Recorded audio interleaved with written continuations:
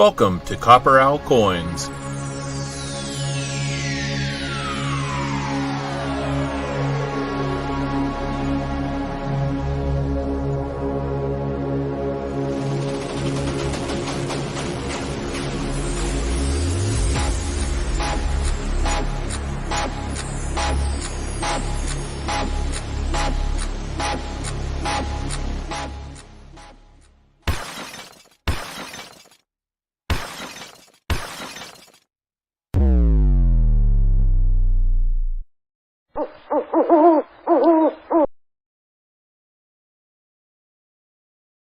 Well, good evening, guys. Got the night owl going tonight, but yeah, I figure it might not be the best night to do this, being that we've got a debate going on, but I know who I'm voting for. There's nothing they're going to talk about that's going to change my mind. If anything, it'll just confirm for me that I wish we had two better options. Anyhow, not everybody here's got that going on. Friends up in Canada, and you got your own situation up there, but it's not the election cycle right now. But anyhow, what debate? Yeah, in my mind, there's not much debate. So anyway, we won't get into that. I'd rather look at $50, which is why I decided you can watch that or you can watch this. And so far, 10 of you might be doing some split time, but I like to think we're here. So anyway, before we get sidetracked there, let me do some checking here.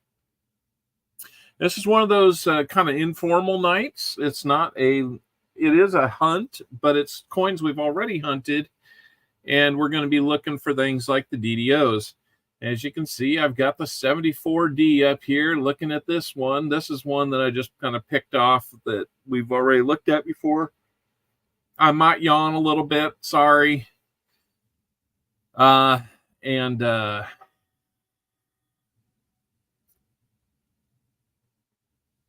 wouldn't watch the debate if it were a paid position. Thank you, Pa. I think I'd rather watch, I don't know, just about anything but. So anyway, thanks for coming out, guys. Paw Spare Times here. Jeff Scotton, Frank O, Tom Thumb, BH Ringer, all members on the channel. So is Elizabeth Flood, Frank O, Jeff Scotton, and others. So welcome in, guys. Good to see Show Me Treasure here. Good to see. Who'd I miss? Daniel G. Bishop Jr. is here. Well, no, I will not vote for none of the above, but one of them will not be getting my vote. That's for sure. So, anyhow, get off that topic, Copper Owl. Nobody wants to talk about that. Franco, you sent a PayPal to me. What are you looking to do? Are you looking to get some of these rolls? No, there's no rolls tonight. So basically, guys, let me show you what we've got going on here.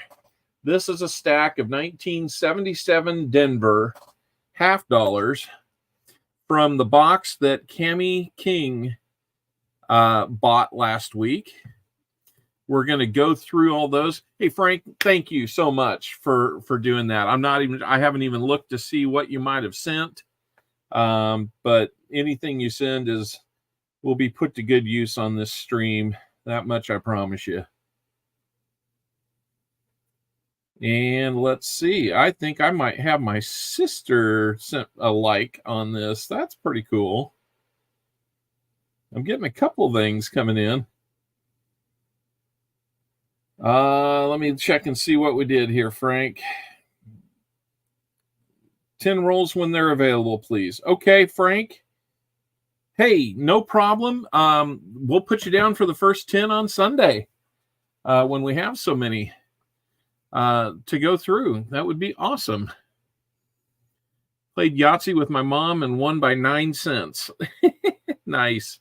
Thank you, Franco. We'll get you those 10 rolls come Sunday. So anyway, to kind of show you what we're going to do here, if this is the first time you're seeing this, and I did have a live vertical format to do this in, but I'm going to stick with this for now. You know, I just kind of feel like this is where we started, and this is where we can do this the best. I think it'll give you a little more visibility too. So, check it for errors. There you go. All right, so let me show you here. So when we put a coin under there, I'm gonna put up a picture in the top right corner over there that shows you where we're looking for the doubling at. Now this one's not the best picture of the 71D. It's kind of far away, but you can see that it's pointing to splitting at both ends of the the serifs on the T, and then it's pointing to the leg of the R that's diagonal, the top of the S, the bottom of the T. You can also see it in the U at the top of those serifs. So all the places it's pointing to is where we're looking for doubling, and it will be very clear when it is. We can do a 1972 Philly. We would see doubling here at the bottom of the R and the T, and up here in the serif on the T. Got that leg as well. You see a little bit there on the U as well. There's some split through there.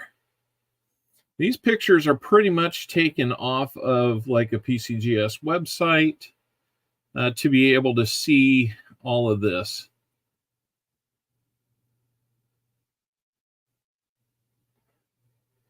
You bet, Pa. Thank you so much. Don't blame you one bit. 1973D. You'll see splitting along that leg of the R, and in the kind of the bulge out there in the loop of the R. You'll see it in the U. And then you'll really see it in the S. It almost looks like there's two. The scope is not autofocus. No problems with that tonight. It's just when the desk camera is active. Which I don't plan to have that active tonight. So should be good. If it autofocuses, it fell over. You bet. Have a good eat. You know what? If you feel like eating and watching, then we're here for you.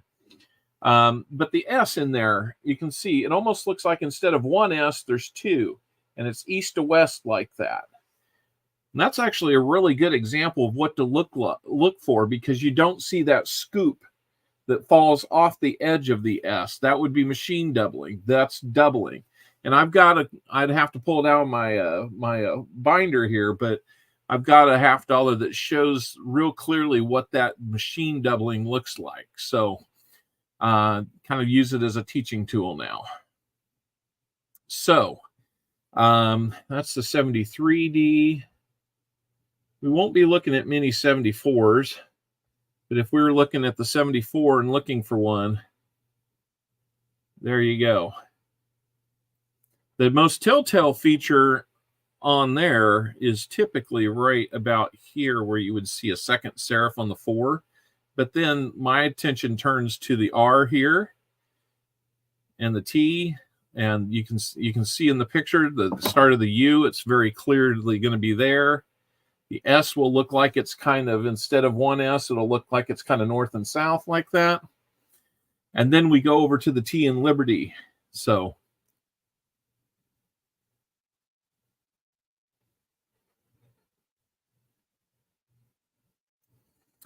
the machine doubling, I'm not exactly sure how to describe what that is, except that it could be pressure. If something's not ejected and it's struck a second time, that's a different type of error.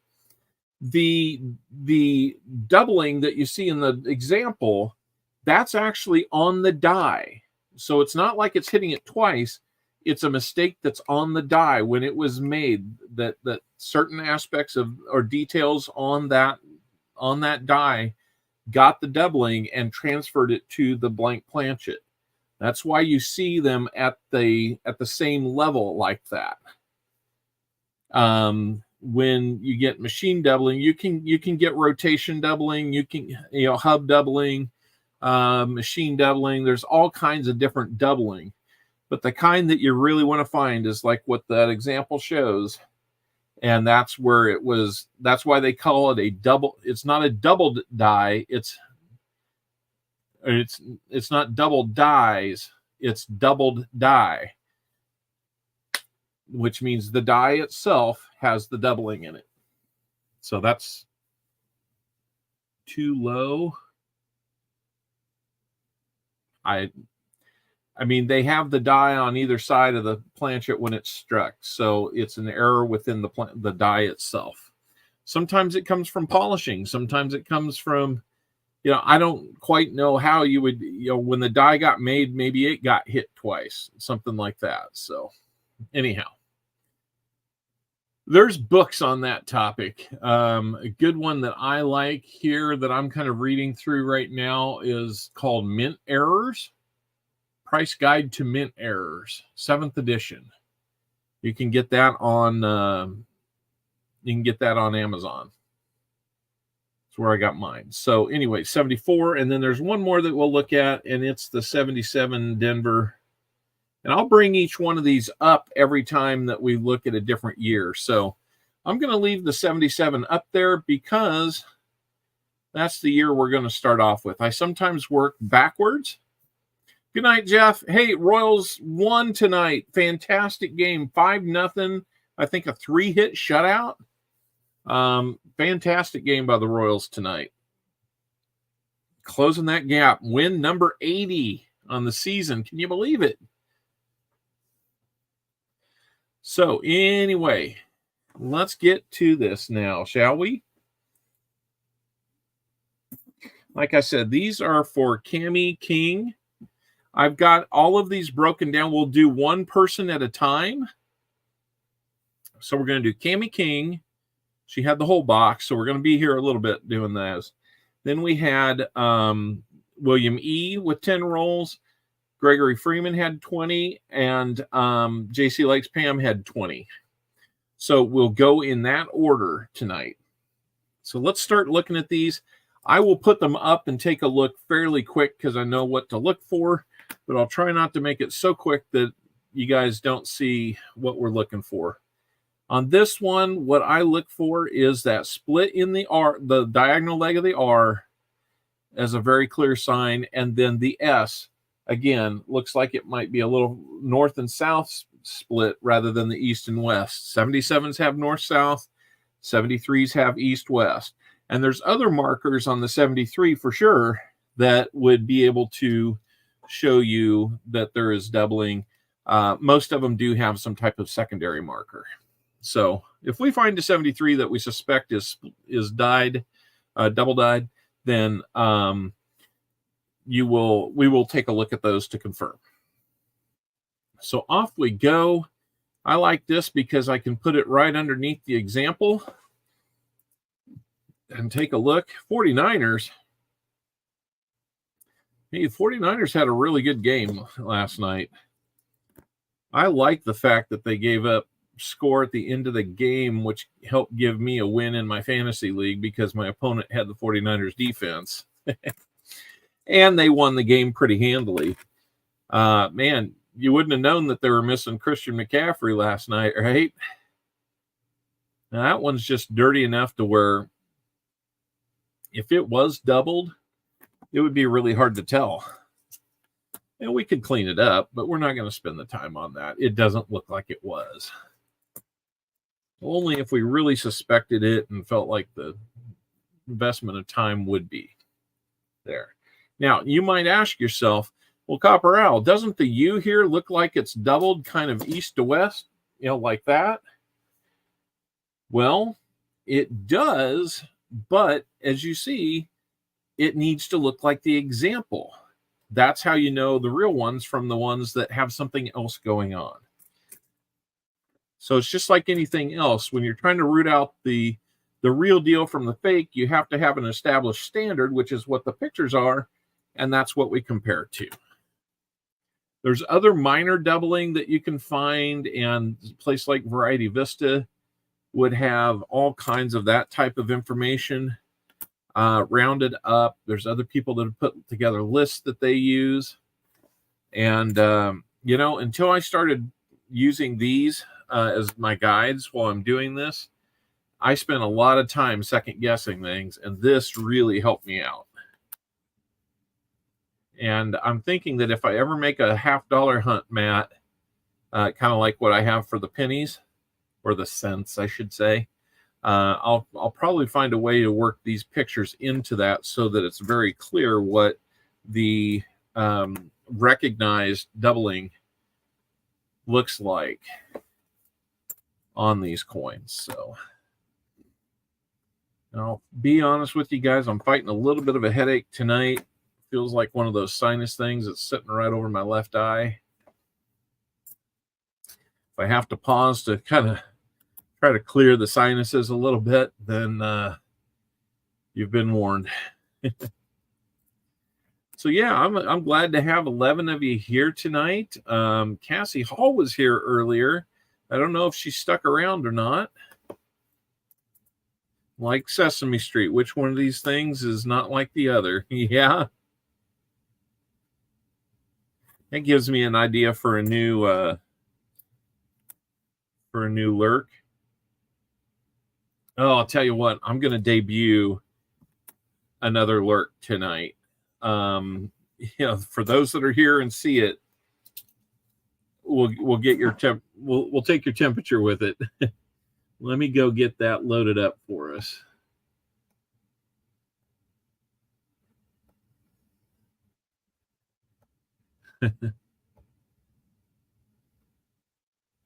I don't know if you'll like it or not.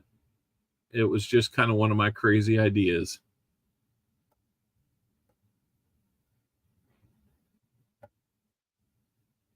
Let me get that pulled up. It's not the best, and it seems a little cheesy, but we'll give it a try.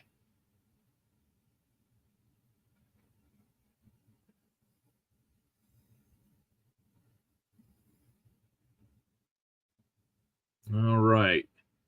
See what you think about this. Say my name.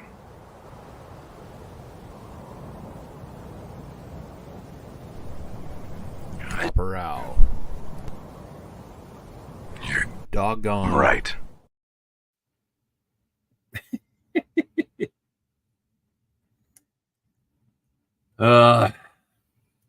Little the editing could be just a little better with the name and all that, but maybe I'll try to improve upon it. But that's my first run at it. I'm not Heisenberg though. Hey, the other thing is being that we're in the StreamYard environment, if anybody wants to come up and just kind of hang out and talk while we're here, we can do that. I don't have the so refreshing. I'm not sure where he came up with that thing. But I can give you one of these. Yeah, that's why I'm making it easy on myself. Look out! Or one of these.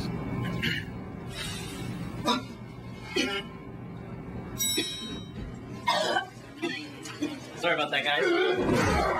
You must be out of your mind, son! You can't cut the cheese wherever you please! That's just nasty! That is nasty. All right, guys. Gonna move from the 77s to the 73s.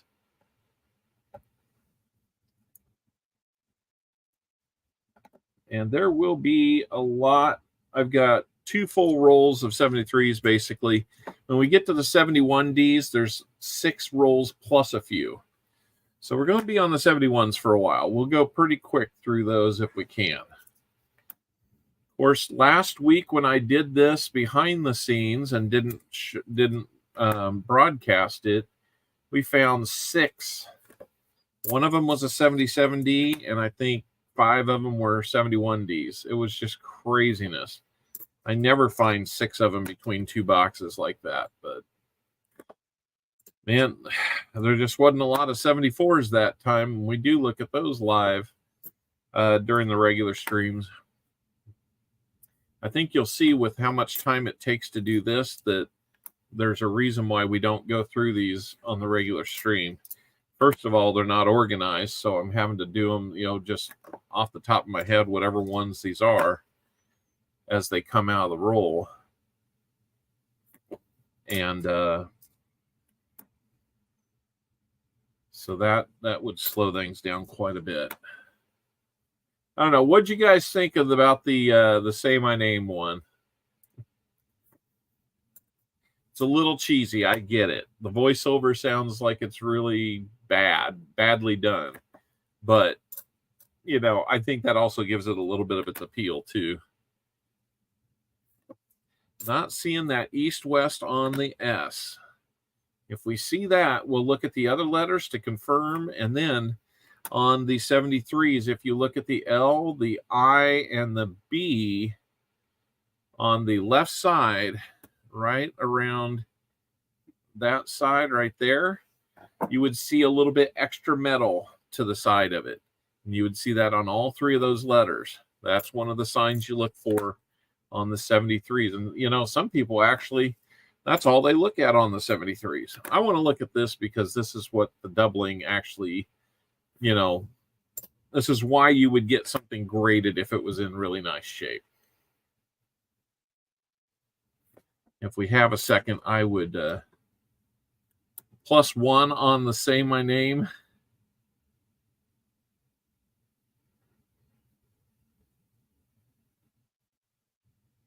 Oh, no.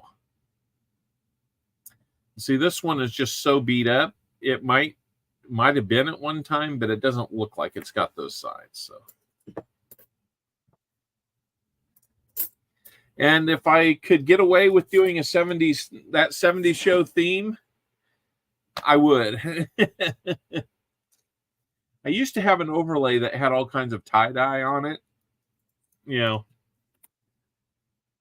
Stuff that's just right up my alley, right?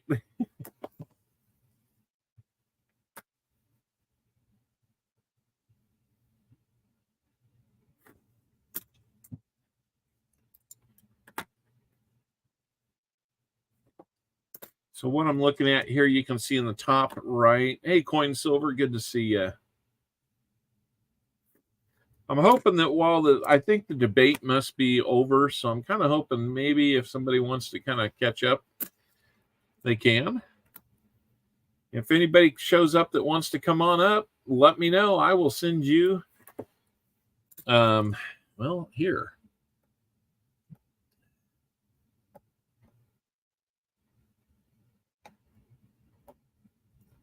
Let's just put the link in the chat in case anybody wants to come up.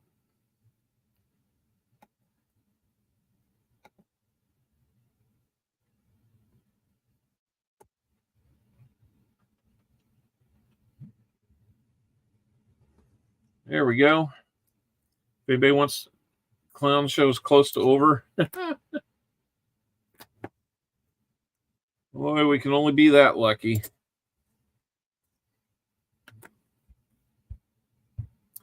$73. Okay. See, right about there, it kind of looked like maybe there was a second one there, but there's no gap. You see on the other one? On the example, it looks like there's 2, and there's actually a gap between the bottom serif. No gap there. Not enough for us to get excited, and there was no other obvious signs of splitting along some of those letters either. So, welcome in, Frank Woodman Jr.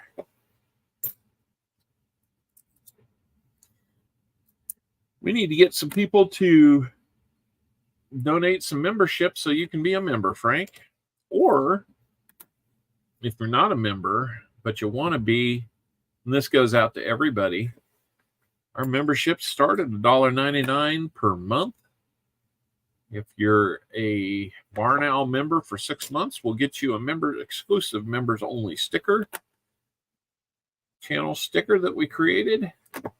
Believe me, if you like the gopher that we have, and you like to do a freeze gopher to say hello, you'll like it.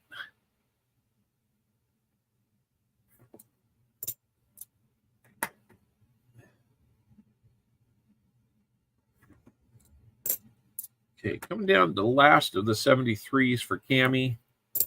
We'll have more for others. I'm with you there. Let's find some doubles. If you remember, Cami had a pretty doggone good box. Our first box was a little bare, so I'd actually love to get anybody that paid for some rolls last week a few more goodies. That would be my goal. Whew. Let me get a sip of my tea. Went to Whataburger today. Had Bible study earlier, so that's where we went. Frank Woodman, you might need to say my name. Say my name.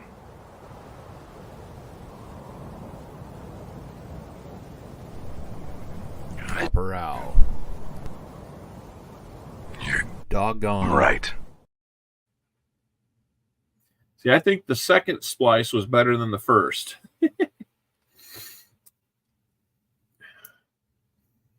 Yeah. Okay, so this is the 72 Philly. I'm thinking I want to add the designation to the bottom of these pictures so that you guys know where we're at on that. I'll be looking at the bottom of the T and the R to start with. What'd you think of that short clip? I made a list of other funny ones that I'm considering.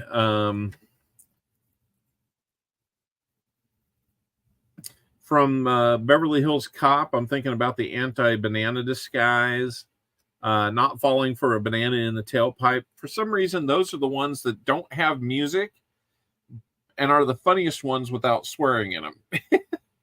It's a hard one. There's a lot of good ones, but they either have music or swearing in them, and it's just, I don't have time to edit everything. From the movie Major League, I was thinking about the bleacher wave that was really badly done when they were still losing. And then the best color man, there's always just a bit outside. We've actually got that as I believe that's might be a redeem, or at least it was a soundbite. It was a soundbite that we used to play a lot. And then from Caddyshack, of course, where she christens the flying wasp and it breaks off this I don't even know what it's called, the part that sticks out in front of the boat. I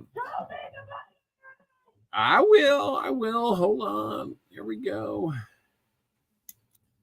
Let's see if you can get over 300 tonight. That would be a chore, being there's 8 or 9 of you in here. But thank you. The one where he comes up and asks him to do something about all the golfers. Where Rodney Dangerfield gives Ted Knight a bunch of a hard time about the bad hat choice. And then something where Rodney Dangerfield hits the ball and it caroms back off the ball washer, hits him in the arm, and he's like, "Hey, my arm's broken." Thinking about doing a few like that. But I don't know. My mom had an Amazon delivery that went somewhere else. That's not good. Elizabeth, you just got all kinds of bad luck up there, don't you? We got to help you change that. But then again, some people say if it wasn't for bad luck, they'd have no luck at all. That might be a good example here of some machine doubling. Yeah. So you see along the left side of the U, that's more like deterioration doubling there, where you see a break there, but you don't really see splitting anywhere else.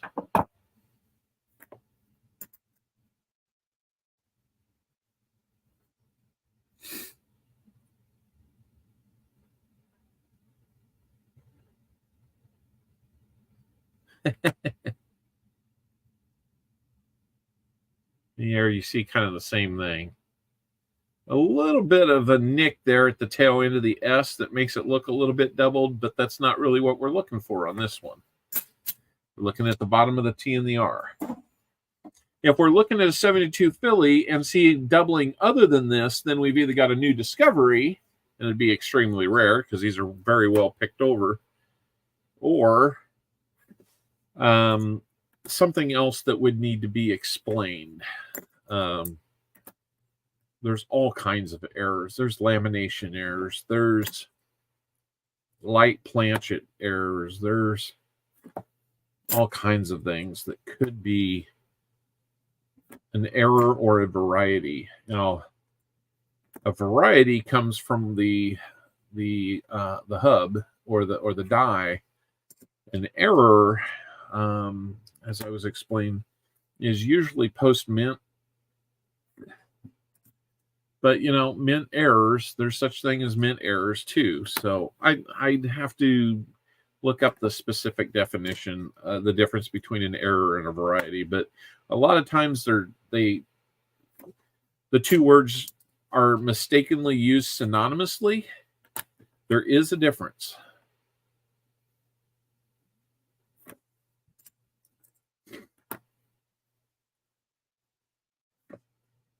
Even though one kind of seems like the other. Only 9 people, man. Where is everybody tonight? It's a little late, I know. And it's a Tuesday. It's a school night. I guess my kids had a threat at the end of the day. Some student was talking on Snapchat about and showing off a gun or something. And now, you know, there's supposedly a threat at the high school, and they're going to beef up security as a response. But I guess some threat was made at the middle school too, and I don't know if it's related or not, but it would appear that, you know, it's causing some concern in our district. People are already tonight saying it's not safe. We don't want to send our kid to school. You know, I get it. You know, there's craziness out there, guys. And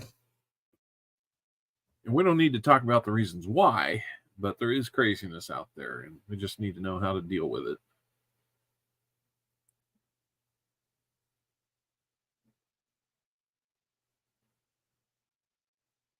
Oh, that's cool. I got a refund on half of my shipping. So the coin mats, like the one you normally see when the camera's looking down at my desk, should be in about a week or less. Or they should be shipping in a week. So maybe within 2 weeks. Good night, BH. Thanks for hanging out. Yeah, we need to change this over to the 71's.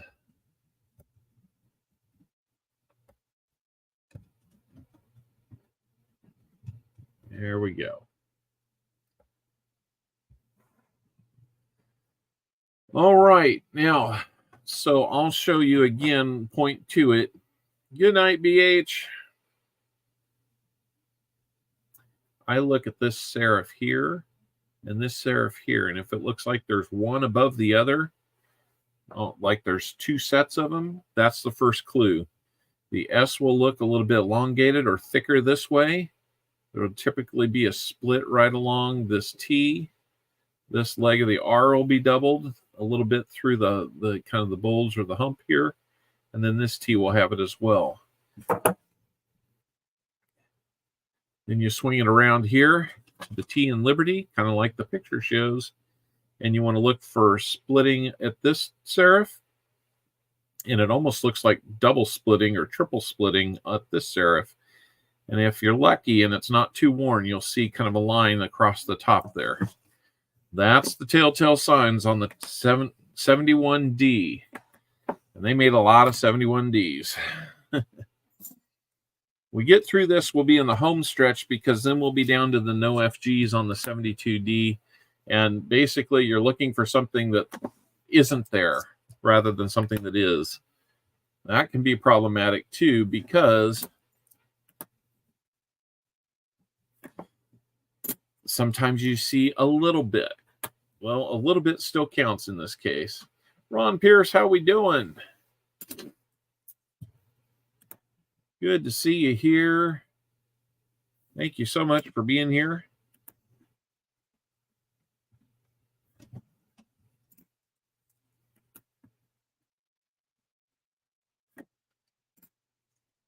I thought this would be a little more fun than recording it. I'll just come and do some of this live since you guys don't always get to see me doing it. That reminds me, let's go see how many likes we've got. 24 likes. Well, halfway to a giveaway. Almost. Here's a really good looking one. If this were a double die, that would be one to get graded because it's just in generally really fantastic shape. I'll show you an example of one that we found. It's probably more than a year or so ago that Jim Cantor had some rolls, like he sometimes gets rolls with us. And we found a 74D DDO. It was the FS 101. And it looked just as nice as that 71 we just looked at a couple of them ago. And I didn't really think much of it. I sent it to him because he had paid for the rolls. That's what you do, is when we find it, we send it to you. It turns out a few months later, he lets me know that he had he knew somebody with an extra voucher to submit to NGC or PCGS. I forget which it was. And it came back graded, and I believe it got a 64 as its grade. So sometimes, and it's every great once in a while, your odds only go up the more you hunt. But that one coin is valued at $100. And it's a graded DDO, which if I needed to sell that to a dealer, they would actually look at it. Here's another fantastic one. Unfortunately, there's no doubling there.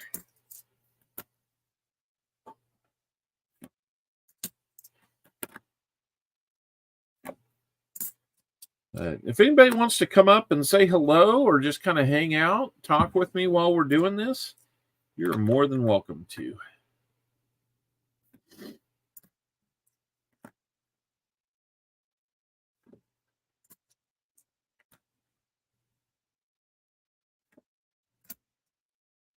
I will put the link up in the chat again sometime soon, just in case somebody wants to do that. In fact, let's just do it right now.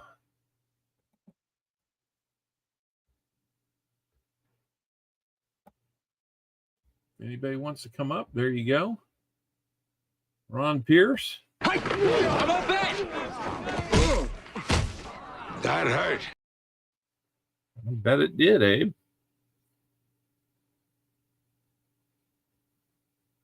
The brand is called Pluggable. I don't know that they have many other models. You can look up Pluggable, Plugable.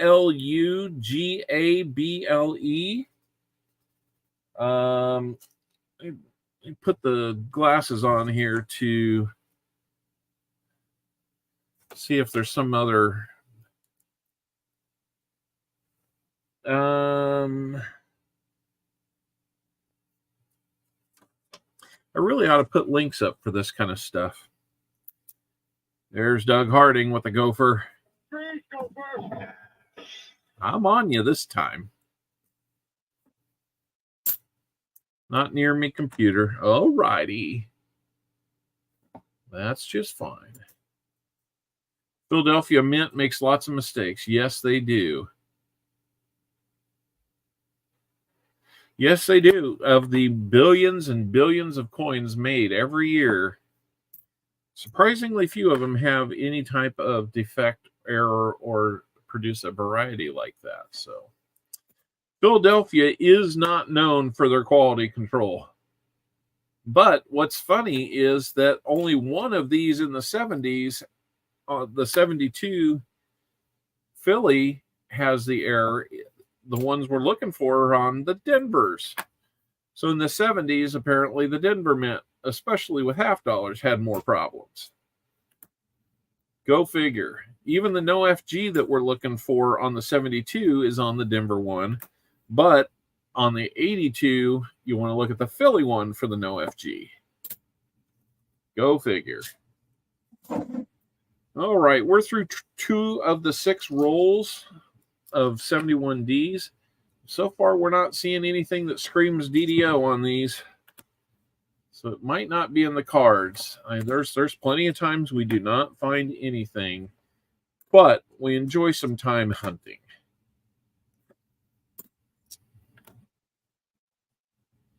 The best part of all this is I get to take them back to the bank then. I get to put money back in the account. They're all hung over in Philly. Not for the number of coins they mint. Philadelphia is the worst, but look at how many coins they mint. Yeah. I mean, there's no doubt that when you look at the net numbers, very small percentage get out the door with a problem. It just so happens that Philadelphia probably leads the way with having those problems. So their percentage would be a little bit higher, even though it's very, very small. Dalvin Purcell, how are we doing? We are looking at those DDOs like we promised we were going to on Sunday. I thought I was going to get to it tonight or yesterday night, but time got away from me. And I at least spent some time getting things prepared for tonight. So I'm not going to have to spend time sorting these into their respective years and mints. I've already got that done. I got some fun mail today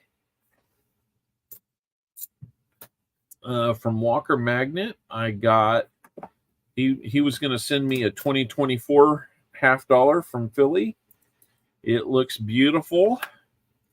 I took it out of the flip that he put it in and put it into my Dansko album. So now I am complete from, let's see,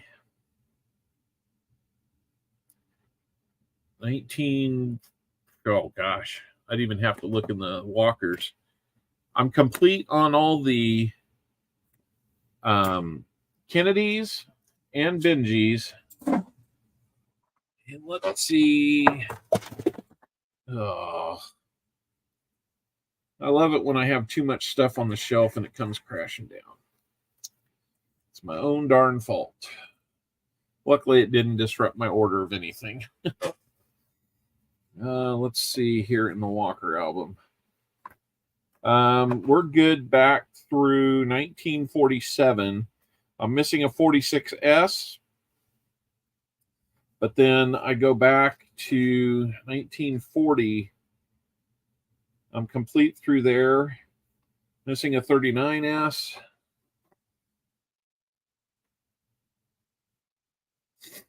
And then 38's the first year that I don't have either of them. Bold Lion, welcome in. It has been a while, brother. How are you doing? So, yeah, what did I say? 1930 is the first. So back to early 30s up until now, almost 90 years of consecutive, got all but one or two. Tired but well. Boy, I hear you there, brother. Little tired myself. Man, what you been doing with yourself? I know you scaled back a little bit, but we miss hearing that velvety voice of yours, man. I know you're still singing a beautiful song over there. Even if we can't hear it, I know you're doing it.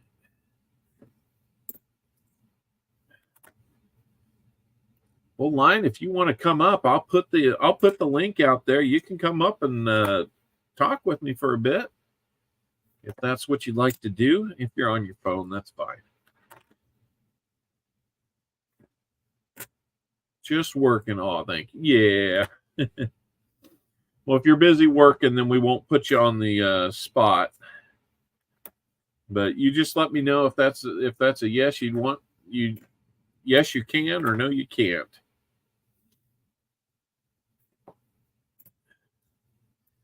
Tell you what, I'll just put it out there in the chat one more time, just in case. We will see what happens.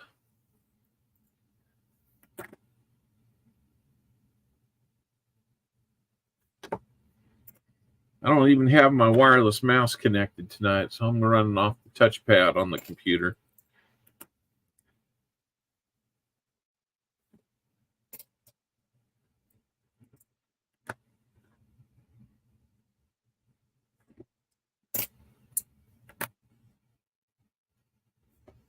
So, anyhow, looking at the 71s from Denver, not seeing too much that's getting us excited there.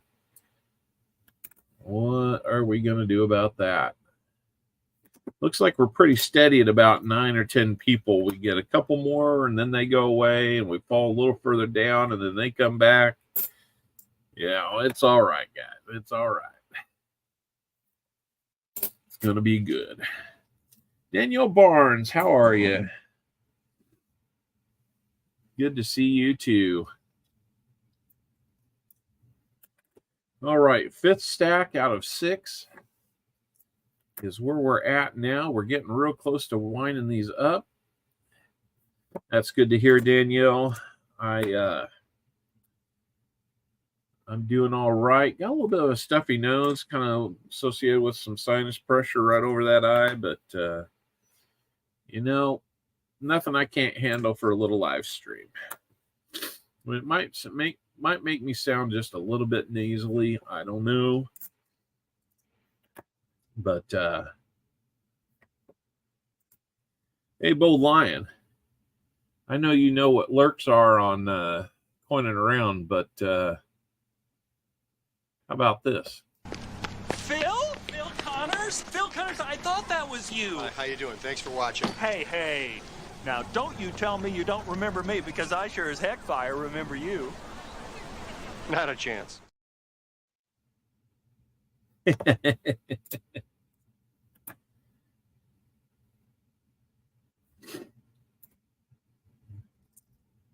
Yeah, that's not it. I remember you very well.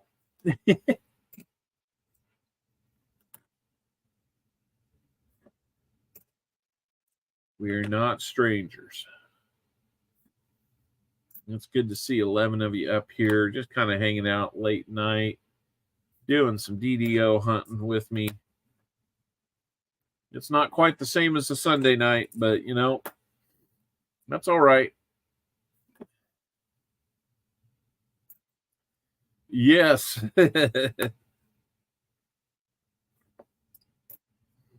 Well, it was either him or...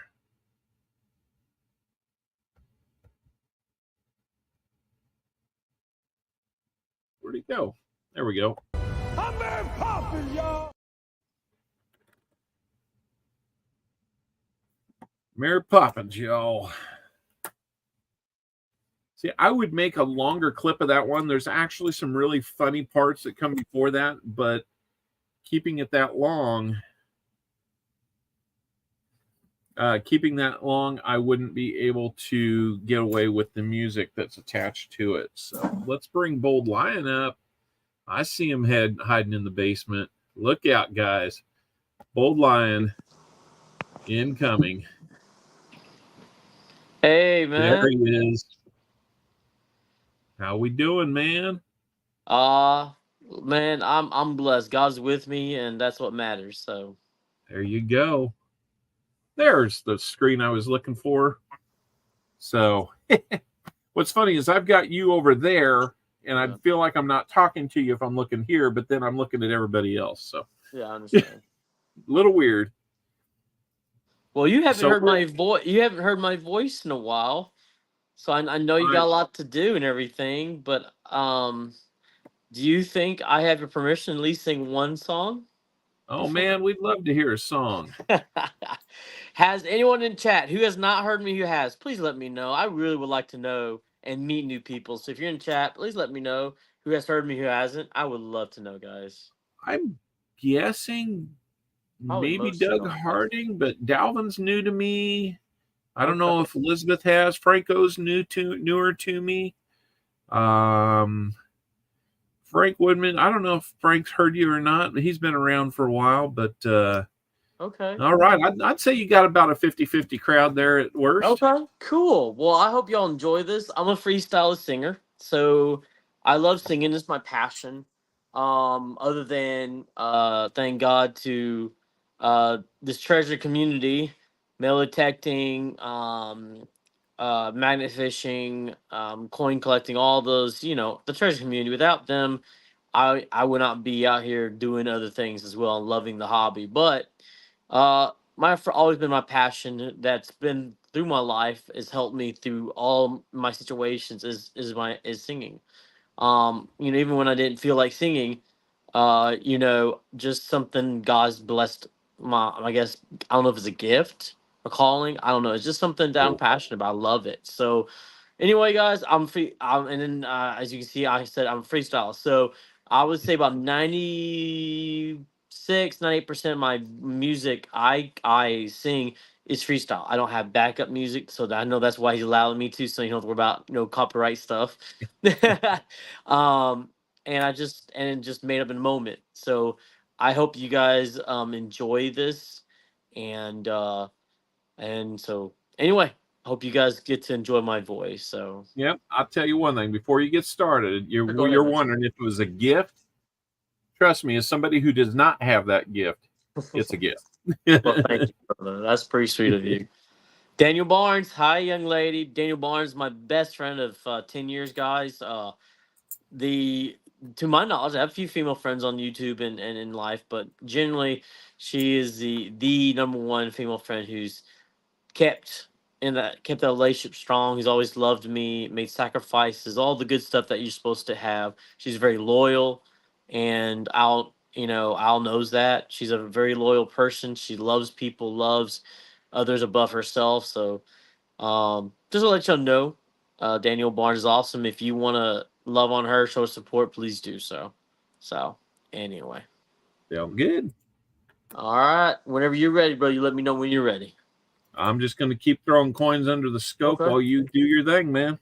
All right, here we go, guys. I hope you enjoy. All right. Don't you know that you're not alone? Don't you know that you're special? Life is crazy, but come on, you know you're more than okay. Just one baby step at a time. You climb to the mountain time. Oh, I know you. You are more than what you see. Let it be my bone. Did it the mountain do? Did it the mountain do? La la la la la la yeah. Oh no. Hey, yeah.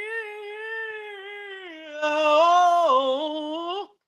Oh, no, no. Come on.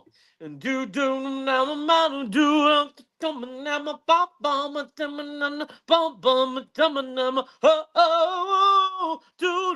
do, la, la, la, la, la, la, la.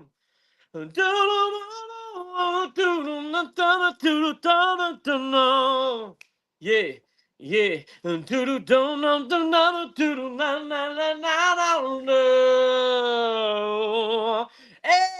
yeah, bow, do now, madam, bam, bam, now, but now, do now, do now, now, yeah, oh, damn. Do do la la do do do yeah yeah whoa whoa hey yeah come on do do do think them down ding now ding down ding now tick tick ding down down ding tick tick ding down now do do do ding on there now do do do ding on lay down beating my beat a bear bow bow bow beating down come on, don't you see that you want oh, that you only will ever be one like yourself. You can't be no one else. Though they will try to walk in your shoes. No, no, no, no, just being honest with you. No one could ever be you. Yeah, see. Open your eyes, and I know if you will be truly free. Yeah, truly free. Yeah, do do do da do da do do now do now do.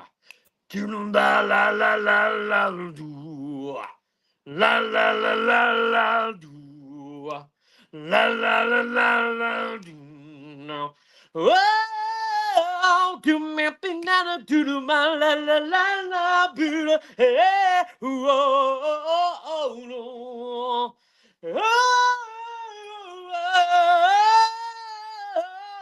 oh do do do da do do da do do la la la do do no do now now ding ding ding ding ding now down now down now now now now now do now do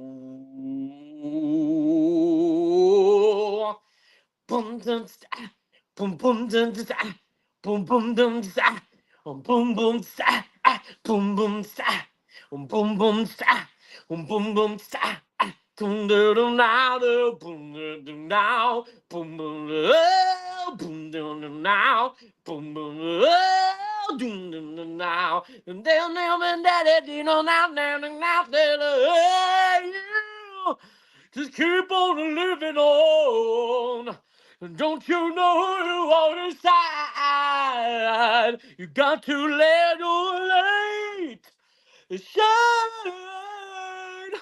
Let your light shine bright, 'cause life is too short. It's too short, gone in a blink of an eye. Gone in a blink of an eye. Gone in a blink of an eye. Gone in a blink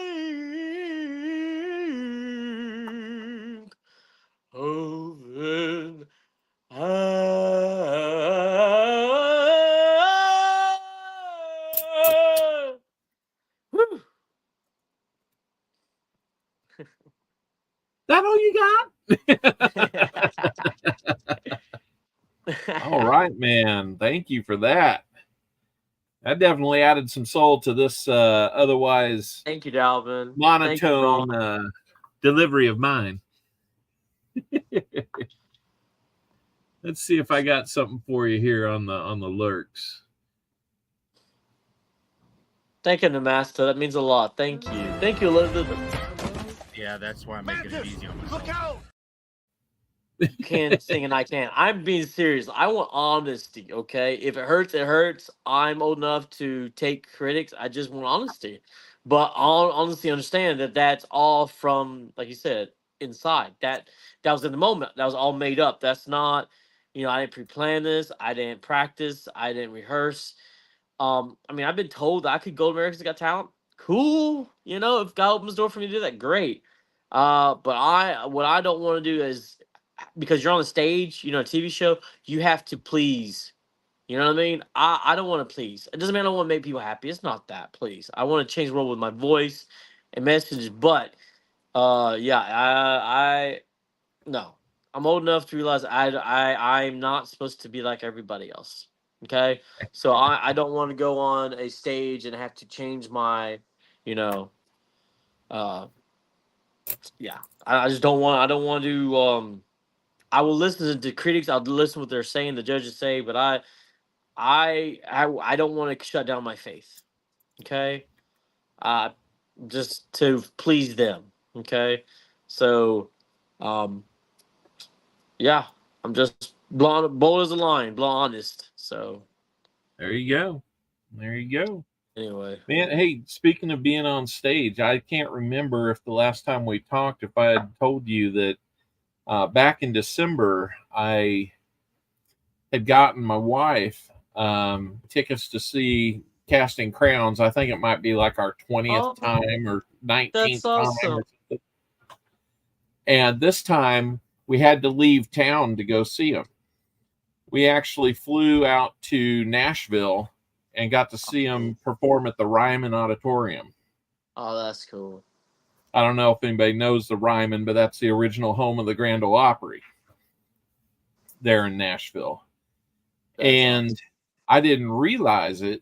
We were like third row center on these old pew style seats that were in this. So it was really cool. Great show. What I didn't realize is they were recording live for upcoming CD, video, all that kind of stuff. And the cover is taken from the side, but it's looking kind of at the stage on the right, with the crowd on the left. I found my wife and I were on the cover of their latest album.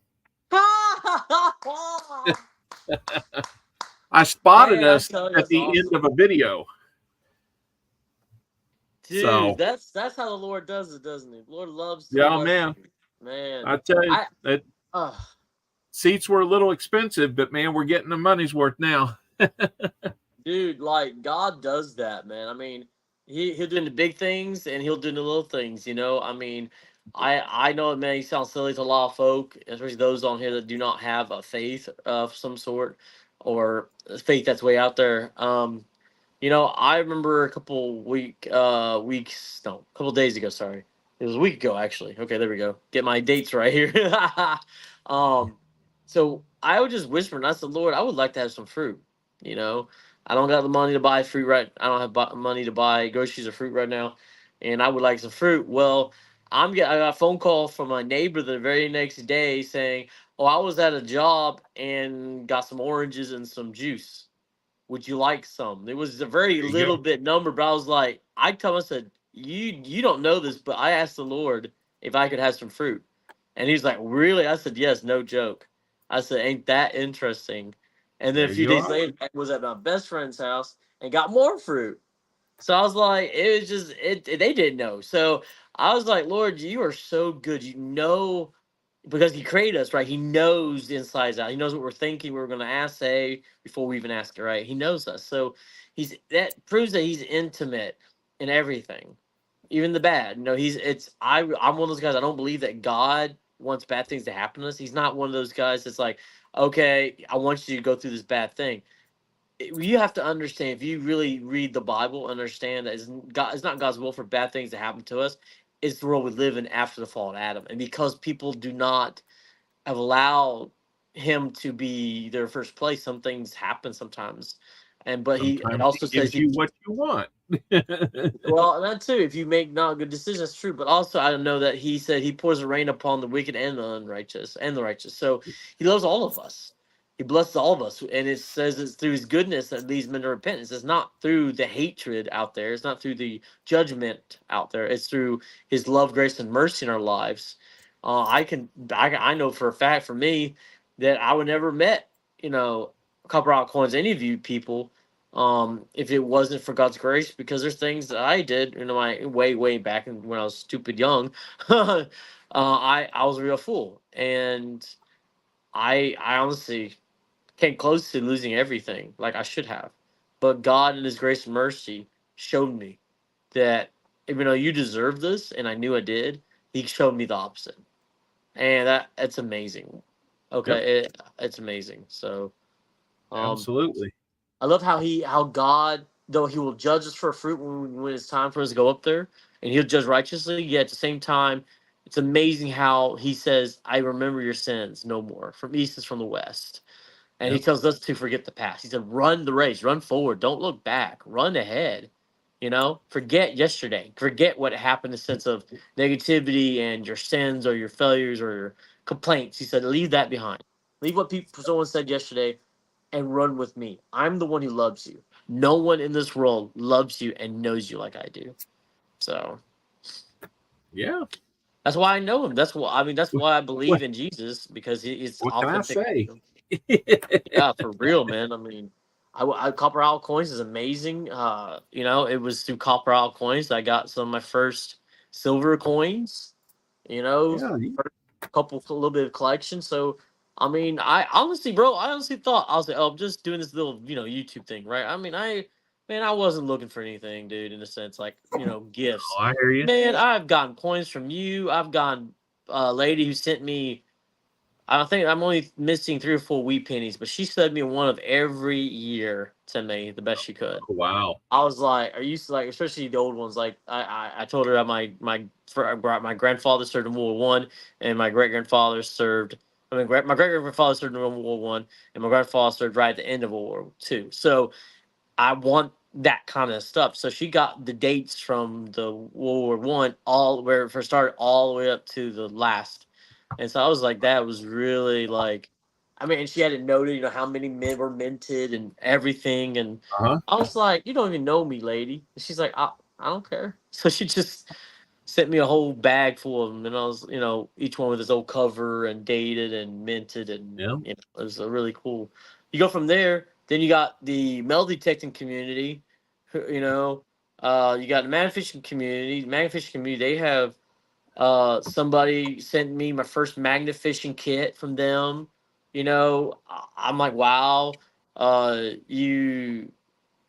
have a call trap, which is from the Civil War, where they threw in front of horses and broke their, no offense, broke their feet on purpose, or someone Uh-huh. or a male, a soldier to break their ankle. But I have it. Oh, it's if you wanted to sell it, it'd be like $200. But it's history. You know what I mean? It's like, wow, I never thought I would get anything. So, and then meditating, I found things. I've told you, I've gotten bottle digging, I found a lot of things. God's just been, I don't. Last 2 years has been insane on YouTube. It's been a lot of drama, but at the same time, it's been God's blessing, man. Just Yep. anyway. No, I hear you, man. I hear you. No, it's and I'll tell you, I here in the last couple months, I didn't necessarily like rebrand anything, Yeah. but I'll show you a little something that I made. I use this when I go from like my little bump music before the show starts to a transition piece.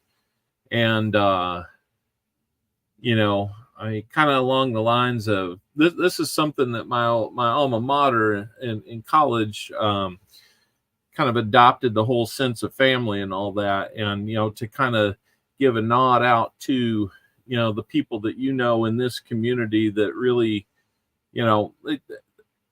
we can't necessarily be in the same town as one another to support each other, but through what we've got technologically, we can do the same thing. So let me play this for you real quick, and Be awesome. Yeah, I made this, but it's kind of my little nod to everybody just before we go on. So let me play it for you.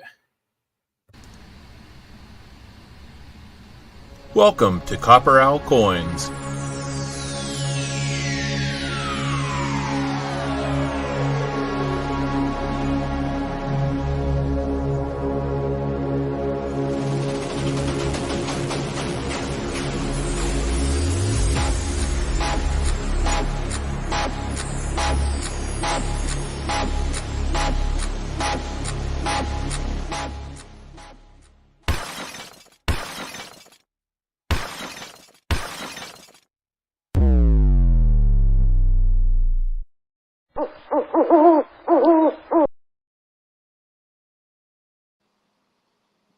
That's awesome, man. That's so awesome, dude. That's just fun to play around with and come up with something like that. I'm just like, no, you know what? The coin family, we get together here.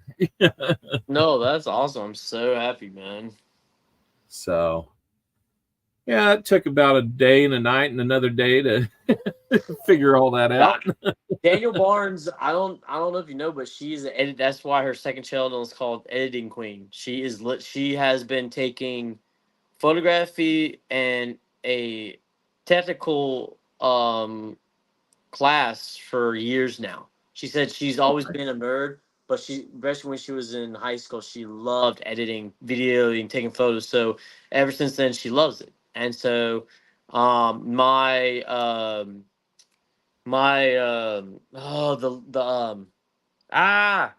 my patch, the on the main thing I do, like you see my picture for the lives, that's her.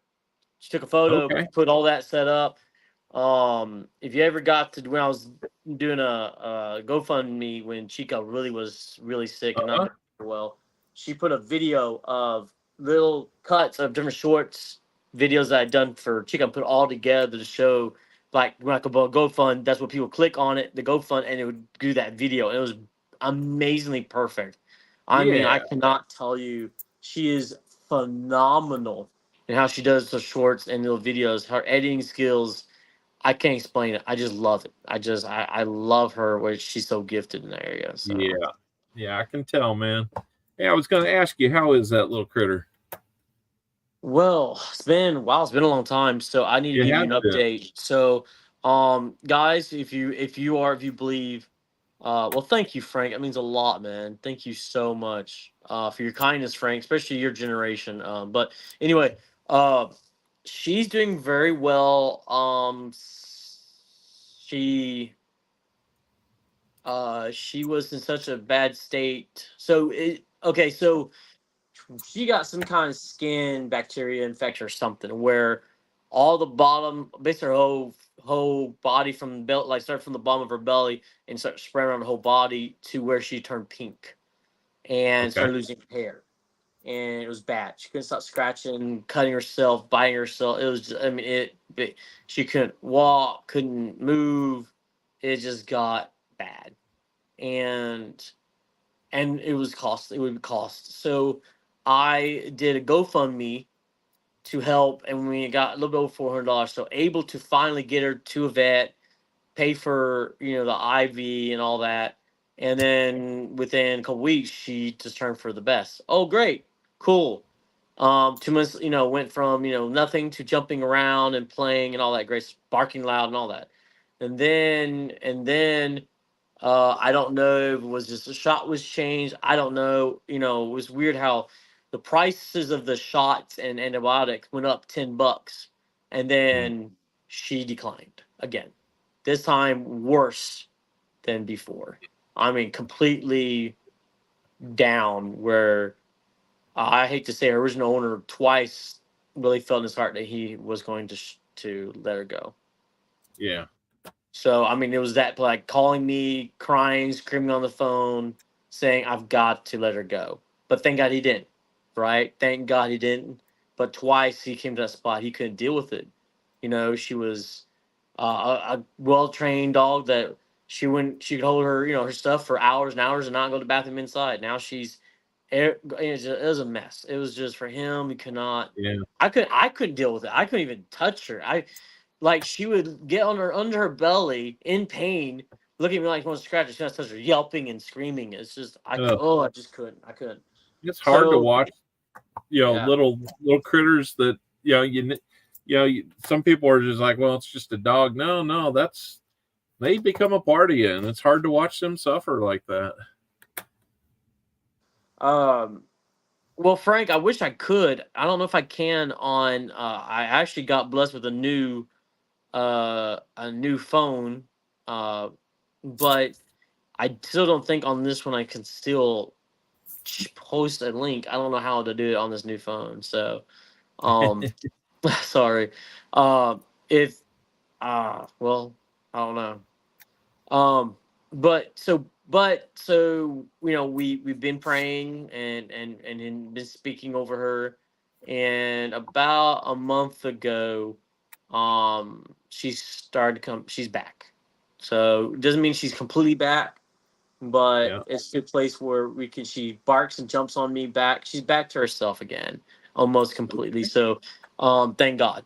So, great to hear. went from 2 months of I couldn't bear it to and we know she's older, so and stuff, but I'm just so grateful to not see her in pain, to see her hair growing back out, gaining weight again, the Uh-huh. the color of her skin coming back from the dark red and blood to back to its normal white smooth skin. And I just it really means a lot. And I know it was a lot of prayers that I was praying, because it doesn't make sense. It really doesn't, from becoming going bad, taking our antibiotic shots where we at, the vets had told us to do, what I mean, to do it, and for it to work only for 2-3 months and then go to worse. It doesn't make any sense whatsoever. Yeah, Especially when the prices went up. That don't make no sense. It's the same thing. It shouldn't have changed. And for us, it got so bad that no veteran could help us. Nobody would help us. They said you have uh, to spend the extra thousands of dollars, go see a specialist. And to see a specialist, it would be just to go through the door, just enter the door, not even say hi to the secretary at the front door. I mean, just enter the door was $300 just to enter the door. yeah, Um, that's crazy. that's insane. I was like, you were like, really? And of course, we have to drive hours, and he's like, there's no way. So we're just grateful that God answered our prayers. We're grateful that we don't have to do that.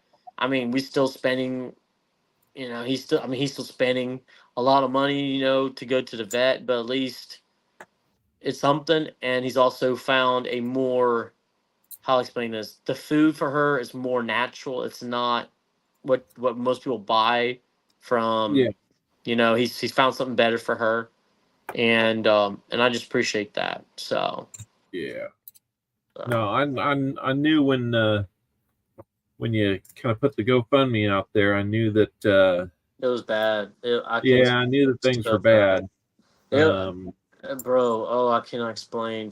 It's almost harder to take care of dogs or pets Yeah, it is. than it is another person, because you can always take a person to the doctor. Yeah, if you got a decent health plan, then it's 20, 30, maybe $40 or something to go see the doctor. But I mean, there's nothing like that for our pets. No. And you don't want to put them through anything that unnecessarily, but you want them to be themselves again, because it's hard to let go of them. Well, it's not just that. We're not out on the farm and just shoot them when it's time, right? Well, I mean, not just that. Okay, okay. Everyone has a reason for the dogs. And I understand there's a lot of people with stories of, well, I lost my dog, or I went through this and help. Okay, but there's special. This is a special case. Okay, so her owner, which I hope you understand, I'm trying to be respectful of his privacy, so I'm not gonna mention names. So please understand, everyone. Please, I know some people are like, dude, we're your family, we're your friends here. Okay, but please, just we don't need to reveal that, too much. please. Yeah, so please, guys. So just I'm gonna give you her neighbor. It's a guy, okay? So he was at a park in Longview, which is a city, big city, about 30 minutes, 45 minutes from us. And that's where he found Chica. And of course Chica had to been owned before because she was well trained. So we got her some water, gave her a little food, brought her over. He just felt it was right. And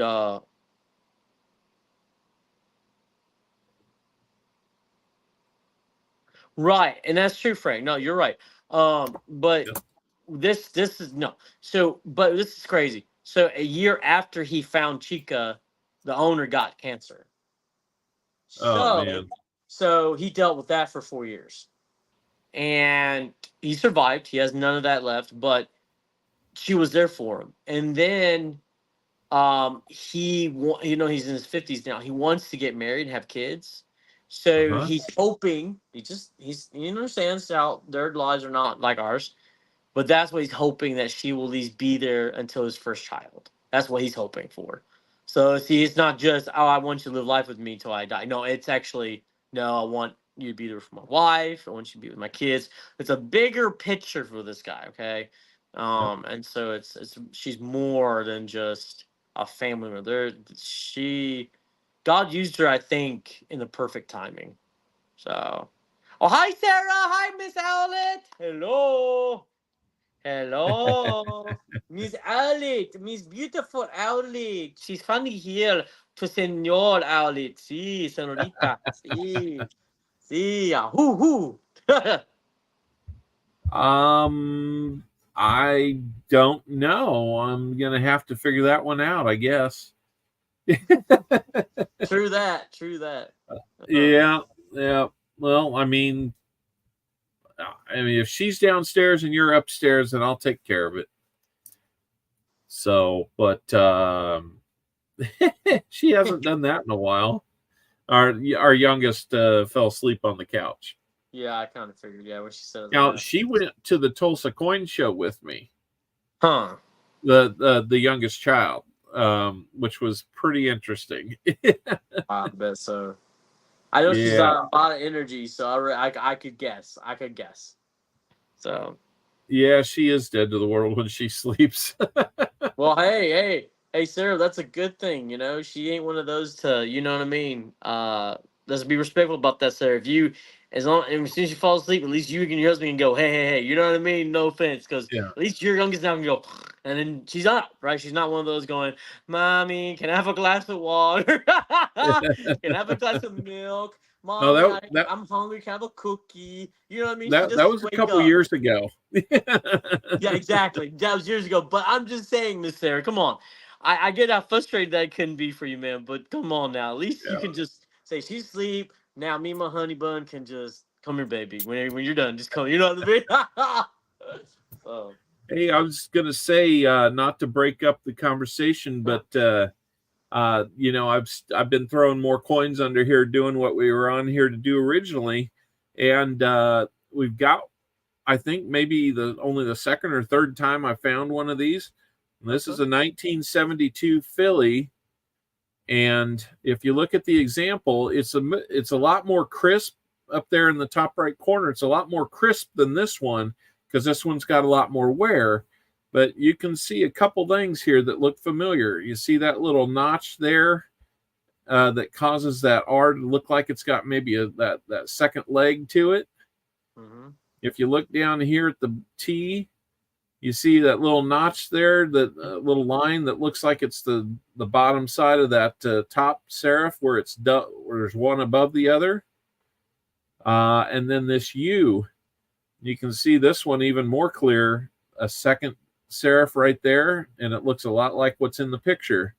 Now you can't see all the lines throughout it like the one in the picture because it's just had more wear, but you're seeing the edges of what gives it away. And so that's awesome. Yay. Let me see who has it. Gregory Freeman will have a 1972 DDO. I believe that's an FS 101 that I don't think he's on here, and he doesn't know that he's getting it, but he is getting it. And let me do a quick look in the book here. Like I said, they got to be graded for any dealer to really have any value in them. But let me look at this 72 and see what we got value-wise out of that. I mean, this is no joke, guys. It's saying in circulated condition that these are rare enough that you're probably looking at the low end of this range, probably a $35 to $60 coin. So I would guess more realistically, probably 25 to 35. Right there under the scope. That's awesome. That's why we do this, guys. Woo! That's awesome. Makes me want to celebrate with one of these. That hurt.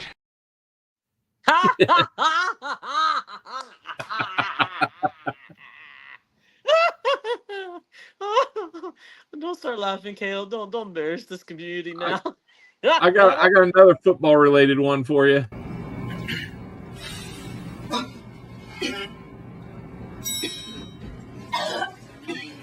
Sorry about that, guys. You must be out of your mind, son. You can't get the cheese wherever you please. That's just nasty. What in the world was that? Okay. Well, we had a redeem come in over the top of it, so I play it again. Sorry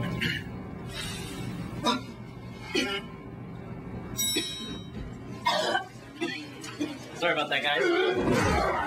You must be out of your mind, son. You can't get the cheese wherever you please. That's just nasty. So that's why she was coughing. I was wondering why she was coughing, the poor lady. I could Oh, not yeah, figure it out. she's, Oh my gosh, that is sad. She's been choked out. Oh my gosh, that is hilariously sad. And he just smiling like he's a bad boy. He's like, I got this baby. I'm good. Oh yeah. And every once in a while we got one that's kind of fun. I'm been popping, y'all. I didn't hear that I don't know one. if you Sorry. watch the Guardians of the Galaxy movies, but that's one of my favorite lines out of them. Wait, why is this thing? Okay. I just Can you play that one more time? I didn't hear it. It keeps turning it off. Okay. So yeah. I'm been popping, y'all. One more time, dude. I hate this. I'm been popping, y'all. There we go. Okay. I'm very popping, y'all. That's hilarious. It's really too bad because there's like music in the background that I didn't want to have too many seconds of that. Yeah. I know. But basically they're just kind of lowering themselves down to the planet's surface, and he's got like this arrow that he controls with his eye or his mind or something. You've probably seen the movie. Yeah, I've seen it. It's hilarious. But what are you doing, yeah, man? where he asked is like, well, we're having a dance off, bro. Oh yeah. See, I don't want to copy Tupac on that one, so yeah, I know. But I've got a whole list of them I want to make, and the one I made last night was this. Say my name.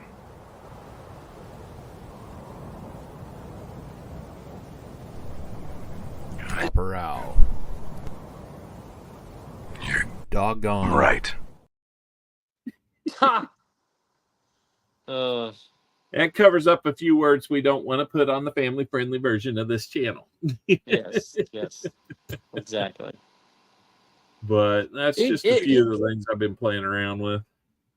What's so sad is, and again, I'm not here to judge anybody. You know, there's people that just were raised around it. They've been enrolled. I mean, I've once in a while I'll slang cuss, like, you know, but it's like, but in the heart, you know what you're saying. I remember what people say. I say, if you did your research on these words, what they're saying, there's nothing good, out of it. It's just nothing there. I mean, unless you're, like telling your child, I'm going to the blah, then okay, it makes sense.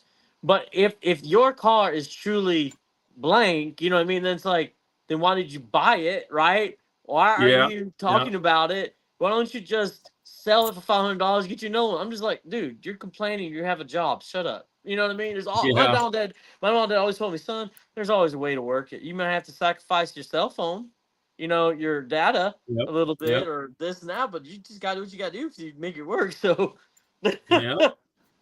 So Sir Benji, we're looking at DDO potential coins, the 1970s where they have a bunch of DDOs on $half. I don't take the time during my Sunday streams to look for all of these, but I do pull them to the side, sort them, and then I look at those for everybody. And we just ran across, if you see the example that's on the screen over here, that's a 72 Philly DDO. And it's a little hard to see, but you can see the signs that point to that being the DDO. A little split at the bottom of the T on the right side, a little split at the bottom of the R on the diagonal leg, and you can see it in the kind of that peg leg at the back of the R as well. And then you can see it on the U. that's awesome. All those places look like the same places that the example has. And, we could probably look here. You can see it in the S as well. A little bit of a break in the S there. You should be able to see it pretty well. Yeah, the W has always been one that it looks like it's split no matter if it is or not. So that's not a really good one. You can see a little bit of doubling through the D, a little bit on the G. Oh, so And the shadow's too thick. That's what you're talking about. What's that? So the double shadowing is double shadow. Its shadow is bigger than what it's supposed to be. On the over here? That's what you're talking about. No. I've never done this before, so I'm trying to understand. So the shadowing double is that extra. Looks like a little bit extra, like a little bit, yeah. Yeah. So like where you see right there at the bottom of the T, I can't really point. I can't do the same point at the picture, but you can see on that same position on the example, it's crisper, but with wear, that's what it looks like in reality. Gotcha. You can see that little line there. You put a little shadow over it, you can almost see it a little bit better. Yeah. Oh, definitely. But then there on the R, you see what looks like a little bit of an extra leg there, and then you can see that real clearly. You can see two serifs at the bottom of that R. Almost definitely. And then the U is a dead giveaway. You can see the two serifs at the top of that one. You can even see it on the other one, even though the example doesn't show it. It would be nice if you could see it all the way through that U like the example kind of shows. But, wear and tear on a coin just kind of wears that away, and that's why it's harder to find some of these. And, that, the book says in circulated condition, $35 to $60 on that. I would say probably more likely you could probably do a person-to-person sell maybe in the $25 to $35 range, just due to the wear and all that on this one. Yeah, definitely. But hey, if we're looking for these coins that make that noise, the silver ones, 40% silver. Okay, great. Everybody gets excited when you find silver because it's like somewhere between $4 and $11, depending on what you find. And you get that for 50 cents. Right here, $35. You tell me which one you want to find. Right. No, I agree. So, of course, is it because easier, they're more rare? Is that why they're more expensive? Because they're actually more rare to happen? This one happens to be a little more rare, yes. Okay. No, I'm talking about in general. Why are DDOs generally a little more pricey than silver?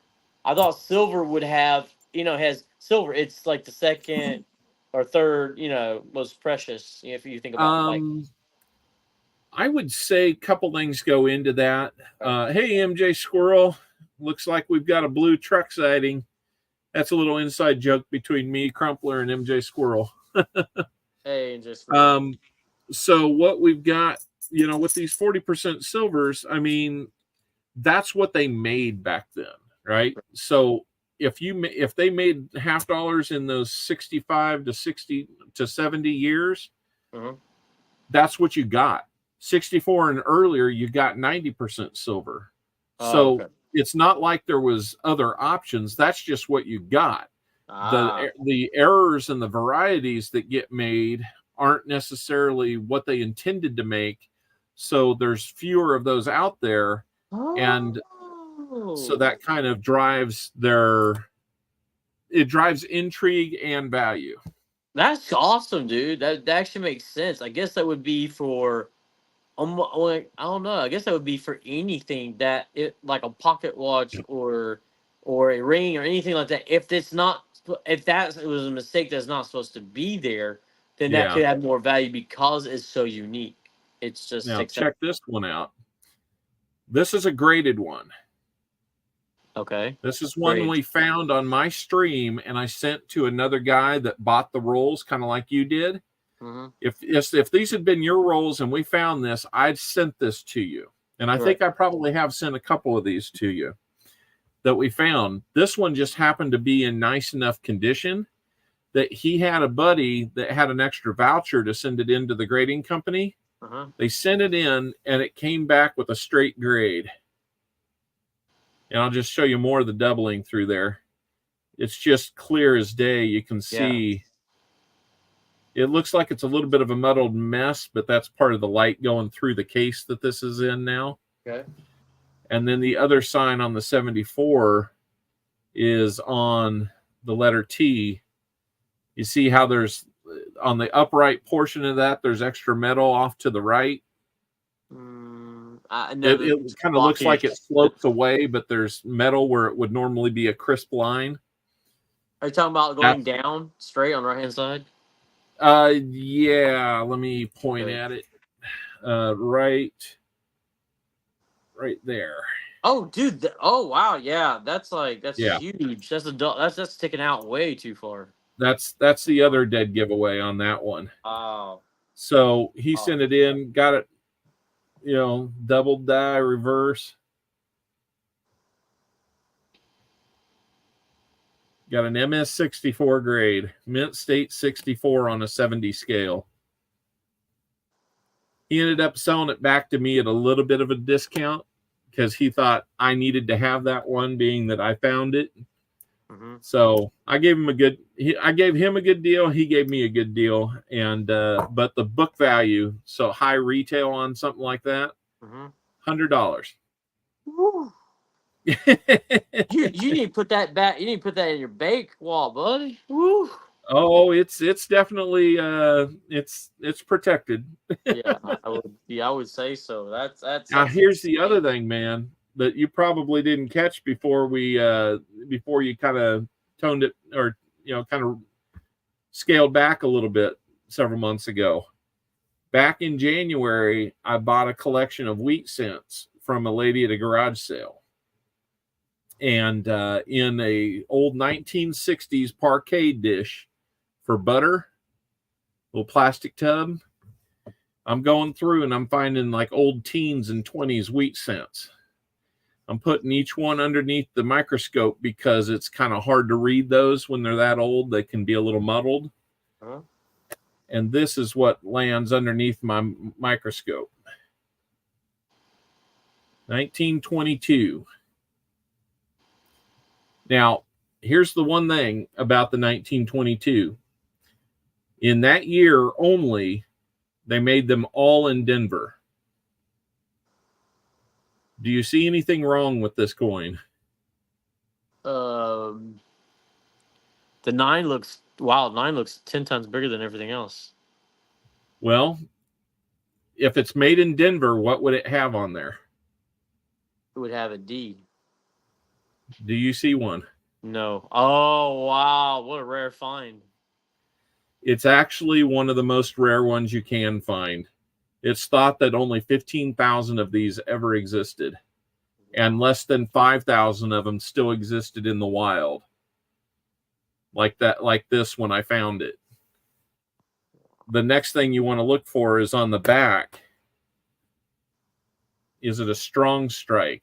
In other words, can you see crisp lines in the lettering and the wheat stalks? And you can.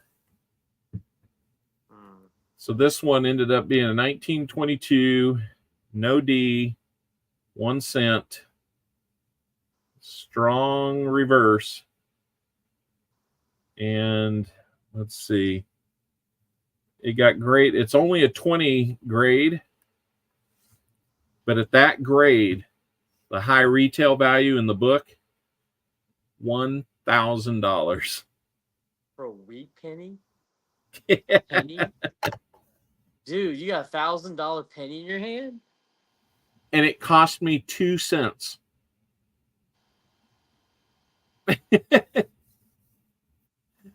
A grading cost about 75 on it, but So, I mean, okay, in so the let's end, just round it up. So, and shipping and handling. So it basically costs you $2. Let's just say $2. And it's $1,000 coin. Yeah. What did your wife say? What did your wife say? How did she react to that? Well, I wouldn't say that she was like, oh my gosh, let's just, party, party, party, or anything like that. She doesn't get as excited about this stuff as I do. Dude, I want to scream right now. I'm literally shaking in excitement. I want to scream. That's insane. Oh, when I put that under before, when it was just a penny, not in the case, I put that under and I looked at it. I'm like literally from like the top of my head to my shoulders, just because it just felt like everything kind of went numb. And you're like, okay, breathe, and then double check. Make sure this is what you think it is. And I started taking pictures and I sent it out to people in the community that have a very high IQ when it comes to this kind of stuff. And they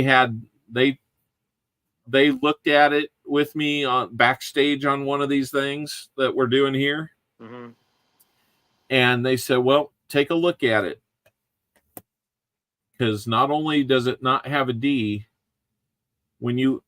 the telltale signs, kind of like with the doubling that we're seeing on that example, the 1, 9, and 2 in the date are weaker struck than the 2 at the end. I see it. I see the 192 is lighter than the 2 on the far side is smaller though. It's smaller than those other numbers, but it is very thick, very well put.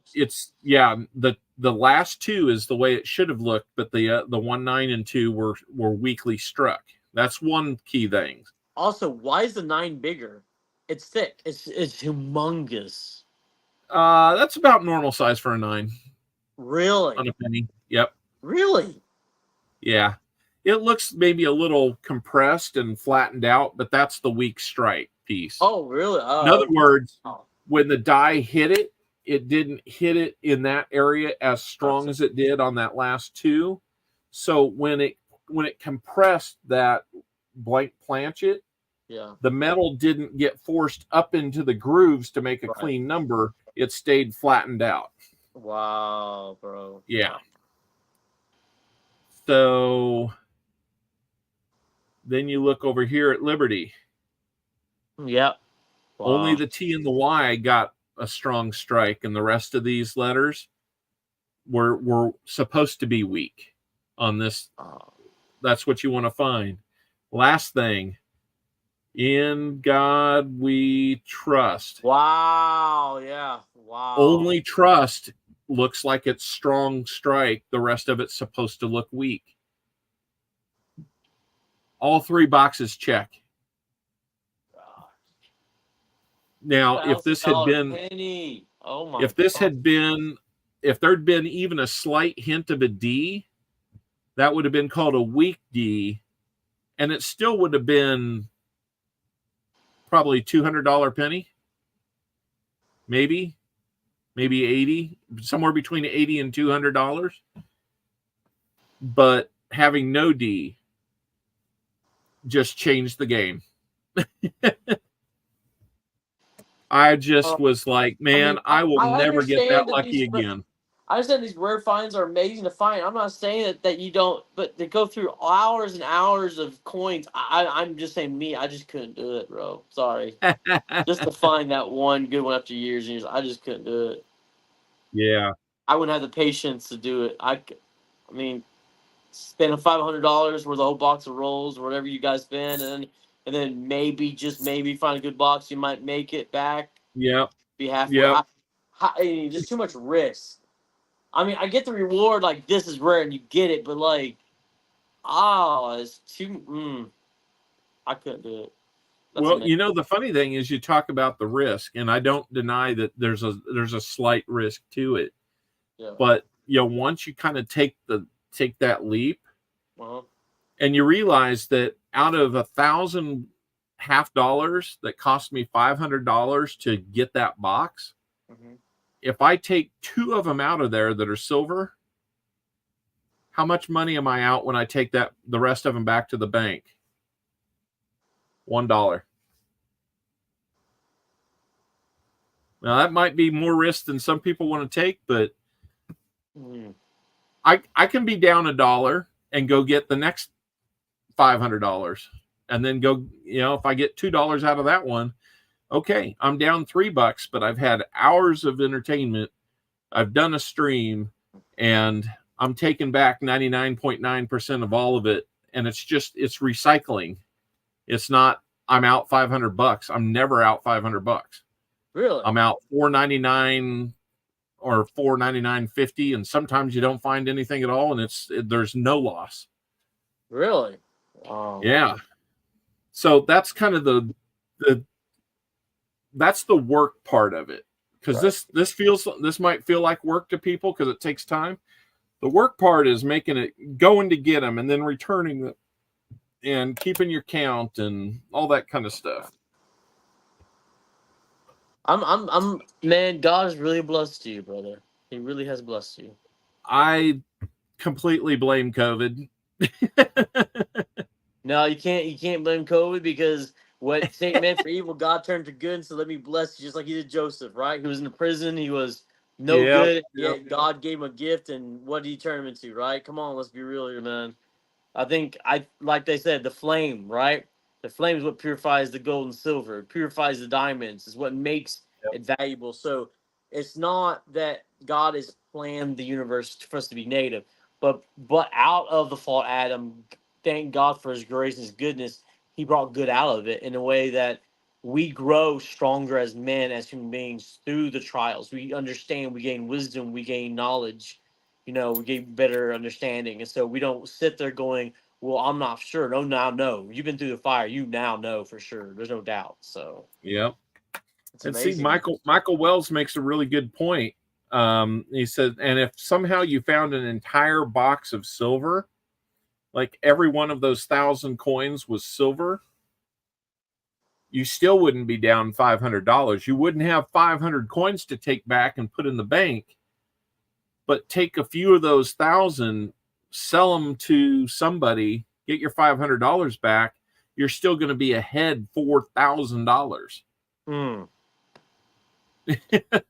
But it's the if. I'm just not. I just not no. Right now, especially right now with everything that's going on in my job, what I'm trying to do is I'm learning. My friend is what we speak. Life is in the tongue.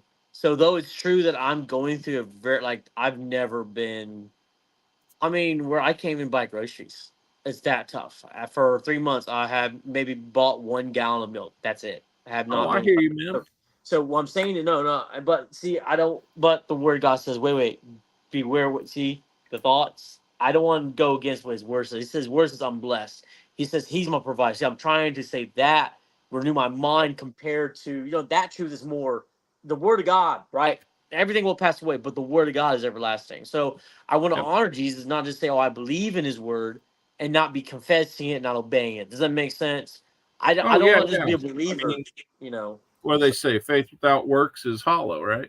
Bro, I don't. And another thing, I'm gonna get married. You already know how crazy I am. I'm gonna be crazy for my future woman. She will, Lord have mercy. We're gonna have to lock me in the bedroom on honeymoon night. You know me. But he's but gonna redefine what goes on. I know.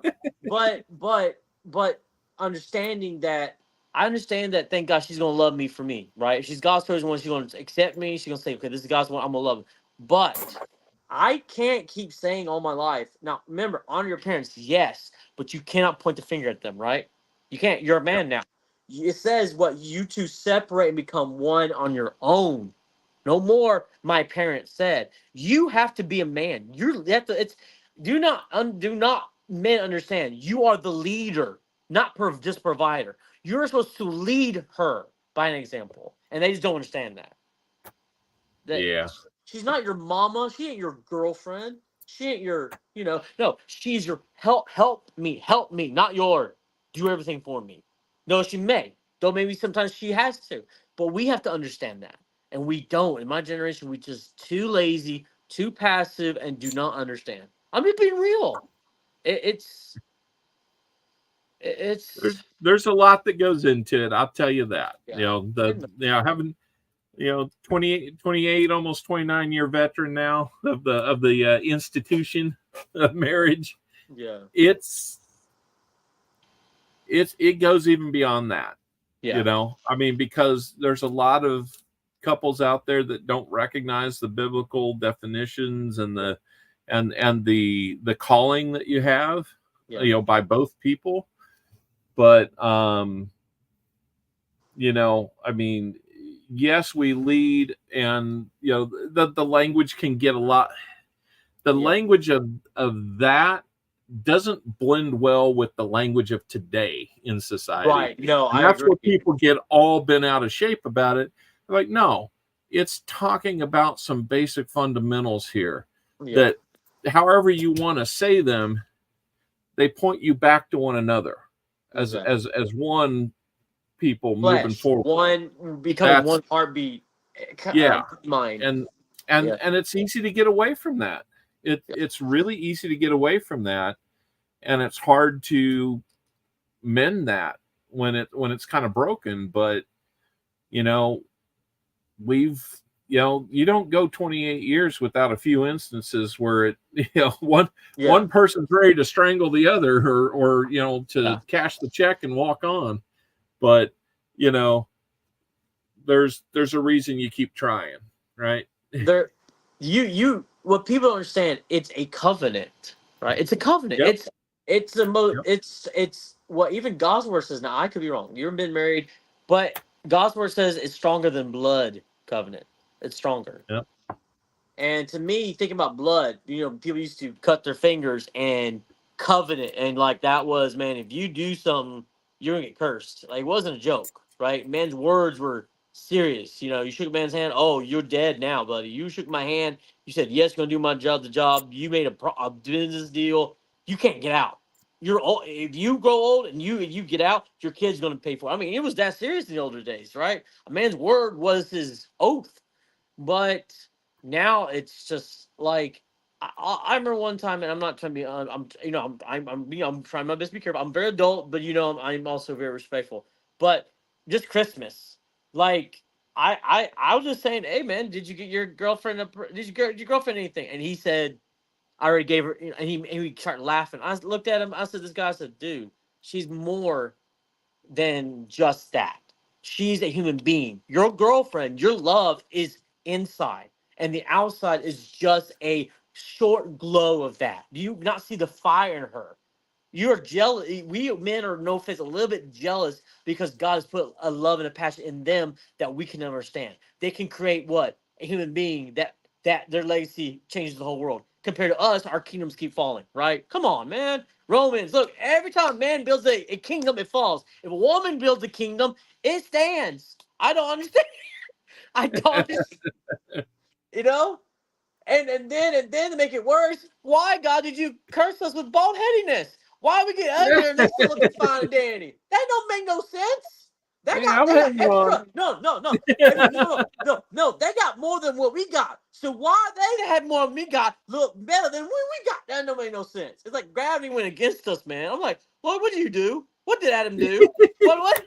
Why? I mean, we'll have our own disagreements. I mean, women. But guys, at the end of it, after what they go through, just mentally and naturally, physically, come on, y'all. We would never imagine, okay, going through 1 minute of what they go through. Oh, okay, yeah, and sometimes, why do they start young too? Just stop that. Look, right. You know what I'm talking about. Like, how can you? Some of them turn 9, 10, they start already. I'm like, why? Let them be a girl. But boys like, I'm a boy. What you do, you lucky son of a gun? You just stand there, all looking fine and dandy, 5 minutes in the shower, you're good. And this woman's over here taking an hour because she's going through stuff. Shut up, man. Just it's- I There you I go, that's why I guys. love women. That's why I love women. I do. I want them to get married because God's made them so special. All you gotta do is listen to this guy. True. Very true. Uh very true. Oh my goodness. Oh wow. Wow. Elizabeth, that's precious. Yeah. Bro. Wow. God, I'm not even halfway there yet.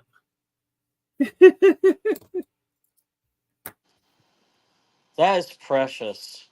Yeah, I met a couple. Me and mom finally had our one of those rare, because I'm in my 30s and on my own. We finally had a son and mama date. Went to the movie theaters, had popcorn and soda. So I was like, man. So Nice. of course I'm silly, and I turn around, talk. I'm talking to me. So I talked to the couple behind me. I said, oh, y'all on date night. And they're, so, oh, no, we're past that. We've been married for 48 years, 2 years from now. I was like, oh my gosh. And told about, me and my mom. She's like, oh, that's what me and my son do too. I was like, oh, that's cool. And he's in his 30s. So it's like really cute. But I had to wake him up to say, well, this is dating night. You're alone. You know what I mean? Like, you have no kids right now. You know what I mean? Like, this is a dating night. It's not supposed to stop. You know what I mean? But it's cute. They've been married for so long. I was like, wow, this is awesome. So, yeah, I think it was like maybe, let's see, me, maybe 3 or 4 other people my age. Everyone else was older. That was awesome, dude. Like, everybody had gray hair. It was cool. Around Nice, the Calvin. theater. Yeah, it was cool. I was like, oh, wow, this generation, this is cool. You're surrounded by walking history in a way. I hate to say it, being honest. So, Yeah. Well, and I'll tell you, I mean, there's good reason why I've kind of not done. See, I could do this stream weekly, and I've been on now for just over 2 hours, and I had the time and the opportunity to do this tonight, but there's good reasons why I don't do it all the time. yeah. I can't do this all the time. If I'm doing this, I'm not doing what I should be doing. Right. You know what I mean? So, Yeah. I mean, that's where the work, you got to put in the work. I mean, like my dad said, the flame will go out if you don't keep flaming it. If you don't keep the romance and you don't keep the affection and the words and the serving each other, like Jesus said, it's called marriage. Like Jesus, see, we make it too central. Okay, God's word says that Jesus died for what? A bride, not just for a body. He died for a bride. So what is that example for us as men? We're supposed to lay down our lives for our bride. That's reality. And we don't understand. We're supposed to die to ourselves. It's not marriage is not about what I get. See, that's what the world's done. That's what religion has done. We know, and no, it's not. It's literally a very sacrificial work. You have to sacrifice everything for the other person to make it work. That's reality. It's not. It's not. It's not a. Oh, all me day. Dude, I'm better. You just shut up, dog. You forgot what you joined. You went from dating to. I mean, there's. Yeah. I mean, we. If we're super to the letter and hardcore about that, then yeah, there's not a lot of that time for me time or something like that, because it should be redirected and focused on other things other than me. Right. At the same time, yeah, I mean, you have your moments, right? You got to have a timeout. yeah. She needs her bathtub, and she needs her time to fix her hair. Basically, it's the reality of it. Or just take a nap. Exactly. Hey, my mom's that way right now. She's a second grade teacher, piano teacher, and is in college for next 2 years, full time. So she is. I was like, Mama, how are you doing this? Everyone's in shock. She is so worn out, yet God's just giving her grace to do it. I can't explain it. She's just amazing woman of God, an amazing woman altogether. My dad God gave my dad a rare woman. I have to be honest, not because I'm saying as her son. Like, when you look at their marriage, you look at what all she does and how she keeps everything organized. It's like, Mom, there's no way you should be falling apart. But like she keeps saying, no, she's like, Caleb, it's the grace of God. I know the truth. It set me free. Number two, I already know that everything that I have in my life is because of God. My husband, my children, everything's from him. So I am nothing without my father. And she doesn't call him God. I've never heard her use the word God. She always calls him Abba Daddy. Since she was a little girl, he's her daddy. That's all she knows. So it's a preciousness to have a mom who didn't tell you God says, but actually give you scripture based on that's my daddy you're talking about. That's not just my God, my savior. No, he's my daddy. My dad. It's just Yeah. it's a personal. You understand? It makes it more relatable. It's more personal. It's not a. I hate to say it, but today's world is too much theology, is too much doctrine, and not enough facts and actual truth. If you know what I mean, it's not basis on the words, it's people's opinions, and so we got way out there, man. So Well, and honestly, this is something that I kind of like about our church because we've got a husband and wife that are co-pastors that they're younger. I mean, they've got two kids under the age of 5. They're that young. But what's really cool is, just the other, we're in a series of sermons going through Mark, right? And you get to Mark 10, it's talking about divorce. yeah, It's a heavy topic. yeah, And we're not going to skip. We didn't skip over that because it was uncomfortable or inconvenient or anything. Somebody out there probably needed to hear it. yeah, yeah. Exactly. So I really appreciate the fact that they don't skip over the tough stuff. Well, Because honestly, yeah, if you're just putting a glaze of sugar coating on everything, yeah. it's not going to do anybody any good. You're usually gonna get what? You're gonna keep gaining weight and nothing changing. You'll be sitting in front of the TV all day. It's not your world's not gonna change. Your life. Tell me about it. Tell me Again, about again, it. people, I'm not pointing finger. Please, I know that I'm sure this group in here is mature enough to understand me, but just in case there's one or two in there, they're like, "Oh my gosh, this young guy." So okay, I don't know anything. I promise you, I don't. I just think that as I've watched my parents and I've been blessed. I don't know if your fellowship is pretty small, but my fellowship is probably maybe over 200 people. Okay. So I had the blessing to have a lot of older couples, you know what I mean? And then that's their kids, their grandbabies, you know what I mean?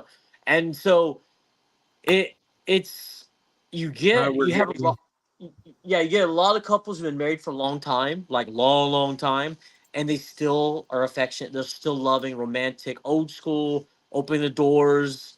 You know, I mean, just in their generation, they fill up the gas. No, honey, you stay in the car. It's not my generation. Oh, we just on the cell phones, honey. You go take care. No, my generation. No, their generation is no, baby. I'm gonna take care of you. Okay.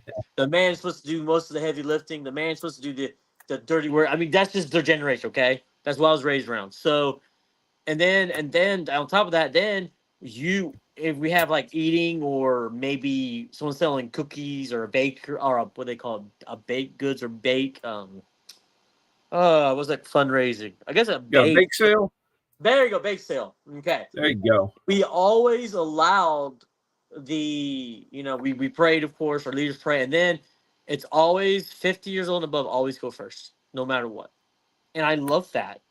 And so I have a passion. That's why I think that God's put in me a love for the older elderly because I was raised around that, served around all that all my life. And so I have a lot of old school morals. I do. I mean, opening the doors is not just a southern thing. No, it is number one, it is common sense. It's literally just basic decency, not just Calvinism and oh, he's a gentleman. Oh, I deserve glory. No. It is just decency. It's just common sense. Number two, honey, if women will look at it this way, no matter what the modern world tells you, look at this. When a man lets you go in front of him, you open the door for anybody, but especially a woman, what are you saying? Honey, you go in front of me. See, that's humility. That's humbleness. To me, it is. That's me. That's what I'm doing. It's like oh gosh, come on. A cabin boy, or not cabin boy, that's the wrong word. not servant boy. I guess they call them cabin boys. You know what I mean? The butler. They open the doors, but Okay. it's honor. It's you go in front of me. I'm here to serve you. Me take your coat. Come on, ladies. I mean, I'm one of those rare guys who pull out chairs. I've done that in college. I'll pull out the chair for the girls. Why? It's just showing them that, hey, you're not just a pretty thing. Huh. You are deserving to treat like a princess, no matter what your size or color or or religion is. I want to show you that not all guys are the same. No matter how I am true, even though I've been created like a man and I have desires of a man, like anyone, I have that. I won't call it higher morals. I don't think it's that. It's just a greater common sense. I think it's just common sense. I follow you, man. Hey, by the way, back to coins for just a second. We got another DDO here. Oh, cool. This one's a 1971 DDO. Now, I don't have real tight examples. They're zoomed in real close, but you see the arrows pointing to all these things. I'll try and point to some of the same here. Okay, on the S. You see it's pointing to the, let me get where's my pointer at? There's my pointer. See that R right there at the bottom of it? Yep. It's hard to see a distinct line, but it's wider than it should be. Huh. When you can't find that break line that's real sharp, you can see that it looks like there's more than one end on there, and that's because it's wider, and it's the doubling that's there. Huh. What about the S? Top of the S. You can see doubling right there in the bottom of the top, and then it's thicker down here. Sticker? So like I say, if you just have one S, it would look like that. What you've got is something that looks kind of like that. A little bit more pointy end, okay. Yeah, you've got a little bit of extra up at the top, and then if you can see the bottom of my hand, you'd see that. Okay. It kind of just mirrors and shifts a little bit. What about that first T in trust? That looks like a doubling a little bit. The first T, it kind of does. It's pretty worn and hard to see. Okay, gotcha. Maybe it's the camera angle. It's so close. Maybe it makes it look bigger. But the left side, it doesn't have that full to me. Now the other thing that you see here is the U. Okay. The top of that U. Top of the U. Oh, there's an extra shadow on top of the left. You've got two serifs right there. Oh, wait. Two serifs. Wait, hold on. So serif, if the U, the side of the U's coming up there, the serif's the little piece like that. Okay, got it. Okay. Yeah. And then in that case, it kind of looks like this. Okay, so you talking about that little bit extra to the left, a little bit of the shadow, a little bit more on there? Is that what you're talking about? That's the look at the very top here. And then come down, and you kind of see a second one just to the side of it. Yeah, to the left, a little extra, little piece. Yeah. Okay. Wow. There's there's better examples of it, but when you've got the R, the U, and the S all doing the same thing, then that's double. And then one of the other signs is on this T. You can't really see the break in it or the second one, but it's in there. It's why that serif kind of hangs lower, is because there is a second serif in there. It's got a lot of wear on it, is what the problem is with this one. So that line is not a break on that T, then? That's not a break. I see it on the left side of it. No. I have my finger. I'm trying to. It does this. Okay, so you have the. Okay, look at the T's like this, right? You have the right. I guess that would be your right side, right? Am I looking at the right hand side? So put your point right hand side. Yeah, right there. That little break goes up and down, from the top down the middle, down the whole thing. That right there, yeah. There's a break. Crack. I don't know that's just worn. There's a little bit of a scratch across it. Worn, yeah. I thought it was a break. It looked like a line at first, so. Yeah, there's a scratch across it there. Oh, okay. But, I got to learn a lot. I got. Okay. Now, one of the things you can look for that kind of pins it down is the serifs here. You can see, and then we're almost in the same position as the the picture on the left in the example where it's pointing to the two serifs. This one's harder to see. I think it's there. It's just it's kind of buried in shadow in there. That one's real easy to see. You can see that notch in there. That's two serifs on that one. Gotcha. And then there would be, like on the example there, if it were really easy to see, you'd see a line all the way across. You kind of see one, but I can't tell you that for sure that that's what it is or not, just due to the wear that's on there. But, you know, I mean, there's a lot of signs pointing to it on this one. And sometimes when you turn them in the light, you can see other aspects of them. Like you can see that notch real easy there now on the right side serif. Okay, yeah, I see it, yeah. Okay.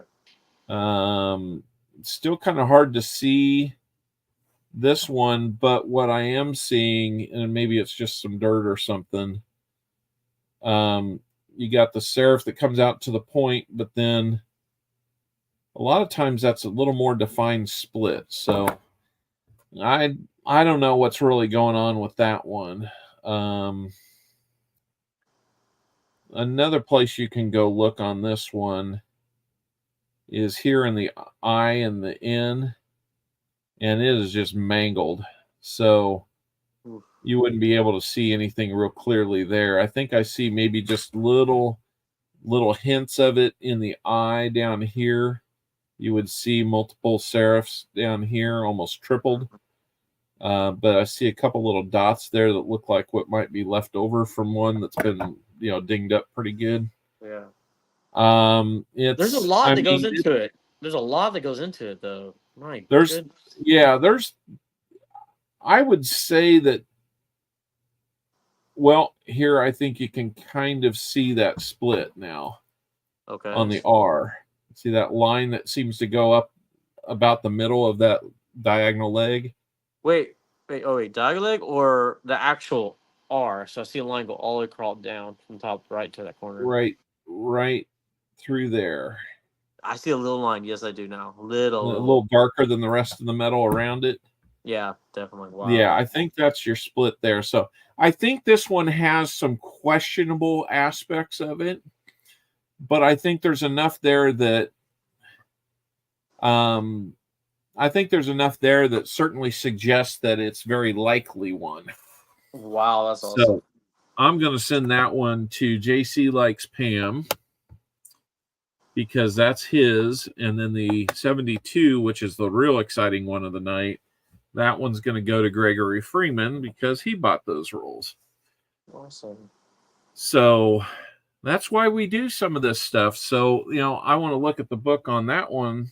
The 71D is a lot more common than the 72. And there are a couple different varieties of the 71D. Most common one would be the FS 101, which I think is what we've got. Oh, maybe we don't. Let me look at these other examples here. Yep. I'm not trying to bother you, interrupt you, but I'm actually trying not to fall asleep, and I have to work in the morning, so I'm gonna have to go. I am not. It's not you. I promise you. I am just no. So, no. You got a night out here, man. So you know I'm gonna outlast a lot of people. I know. and I guess I would have to say say that is your energy time. So you have to make the nights work. Mm-hmm. Oh, believe me, man. I'm ready to get through this last bunch and go grab me some sleep. Oh, really? So you're not gonna give your honey bun at least a little bit of sugar? Well, let's just say probably asleep. Right, but does it mean you can't give her a good kiss anyway? Come on now, boy. You've been doing it too long now, brother, man. Just give her a little love. I'm going to tell you what, you're 28 years behind. You got a lot to learn. I guess you're telling me that they will slap you if you do it if they're asleep. not every day's a honeymoon. I understand. Well, anyway, I wish you and Sarah and y'all's outlets a wonderful year, man. It's been great to see you. I miss you, Yeah, man. man. So, Well, thanks for coming up, and really appreciate the chance to kind of jibber jabber with somebody other than myself. I'm amusing to myself, but I ain't that amusing. no, I'm not. Well, thank you, All right, brother. man. Again. Well, hey, come back anytime. We're always happy to hear a tune from you or hear what's on your mind and Thank you. hear you just kind of, spread all that glory, man. Yeah, and my glory is fading. Get out of here then. I love you, man. I love you. We'll talk brother. to you later, man. Bye, bud. Later, bud. All right. So that was fun. Got to hang out with our longtime friend, Bold Lion. Hopefully that was fun for you too. Nick Molnar, how we doing? Elizabeth Flood's hanging in there. SkyQuest 2K8 doing all right. Thank you, Bold Lion says. You betcha, bud. We're Gaming. I don't know if you're still here, but I'm sorry I didn't get a chance to say hi to everybody that came in. I think we missed Woozy. I'm sorry about that. Tom Thumb. Good to see you were here. We've only got about another half roll of 71Ds to look at. We just found one. Just so you know that the value on those is probably somewhere between $8 and $15. Yes, thank you, Elizabeth. You're really helping me out. Oh man, I'm sorry you're in pain, Nick. That's no good way to get through the day or through the night. I hope that this has been good to see some of the things that we find and give you a little bit of explanation, based on what I'm seeing. The 71D, I can't say for sure that it's the FS 101. It might be a variation of it, and then therefore a more minor version. It may have a designation in Cherry Picker's Guide or on Variety Vista. Wexler may have a designation for it that's more specific. I'll have to do a little looking into that one to see if we've got something that's more of a minor variety. I don't think it quite checked all the boxes, but it's really hard to tell when you get all that wear on there. So that's kind of where we're at with that. And then after this, I'm going to go and see what Coining Around has got set up for his auction tomorrow. Because something tells me I'd like to go get something. You can say I am Night Owl too. Yes, Elizabeth. You're up during the day and the night. When do you sleep, Elizabeth? Do you sleep? This is kind of an interesting one. It looks like really strong strike. Neither really weak or some grease in there, or sometimes it looks like that just got hit on that end and flattened them. So you do sleep. I'm not sure when. Block Blocka says, what is sleep? Sleep is an illusion. It's a theory. Joseph Lopez, how we doing? Riding strong at about 10 people here. Yeah.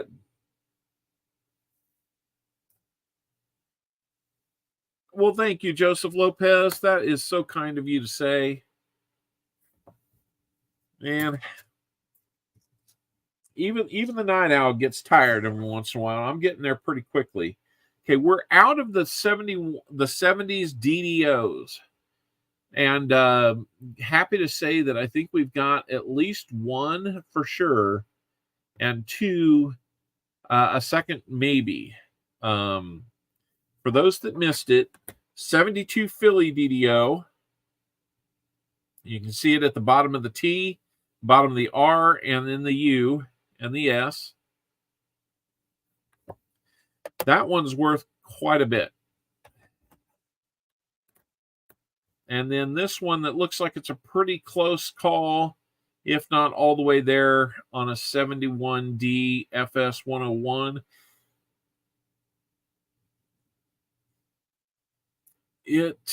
Okay, that's the best angle I've seen. You know, guys, I think it might be the real deal now, because now that I look at it,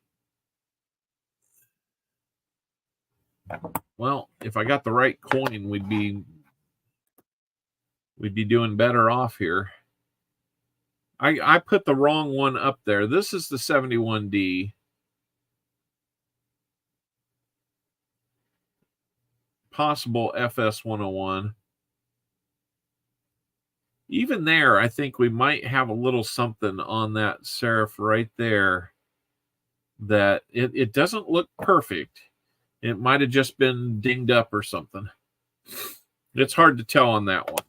The 72, let me put the right 72 under here. 72 right there. It's subtle, but it's there. You got the doubling right there, the doubling right there, the doubling right there is real easy to see. A little bit in the S, a little bit in the T, and that is first. That one's a more for sure one, and that one is definitely the more valuable one. If I go by the book, it said $35 to $60. I would say it's probably in that condition more like a $25 to $30 coin. The FS 101 or the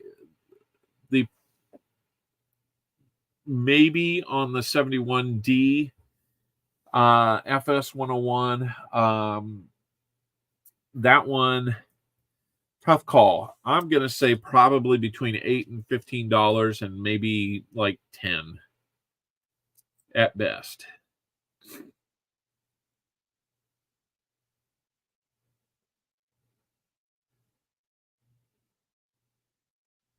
Oh, that'd be cool. Did you get a magic coin? Because that really shouldn't happen. Is it two obverses? If it's two obverses, then it's probably a magic coin.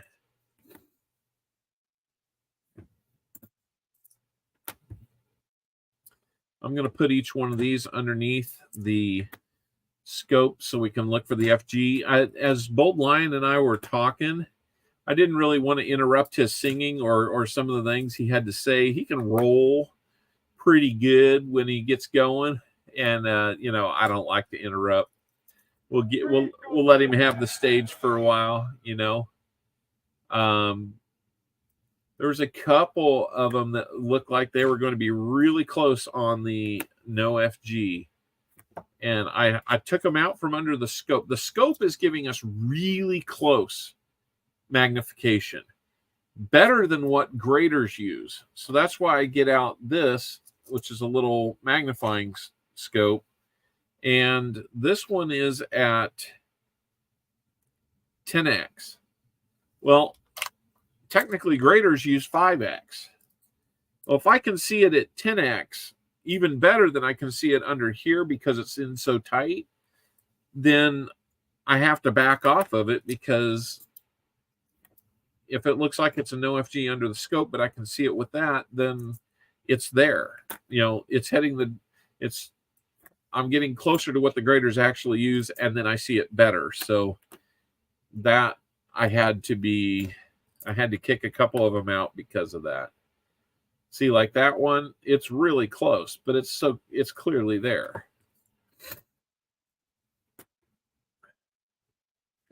And those is really stuffy. All right. That's going to do it for William E. William E., if you're listening, we didn't find anything additional for you. We're going to finish out Gregory Freeman's bunch here.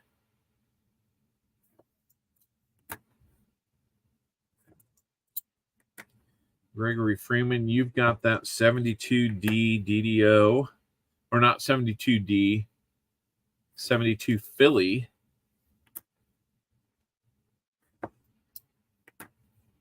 Be happy to send that to you. That's a nice one to have.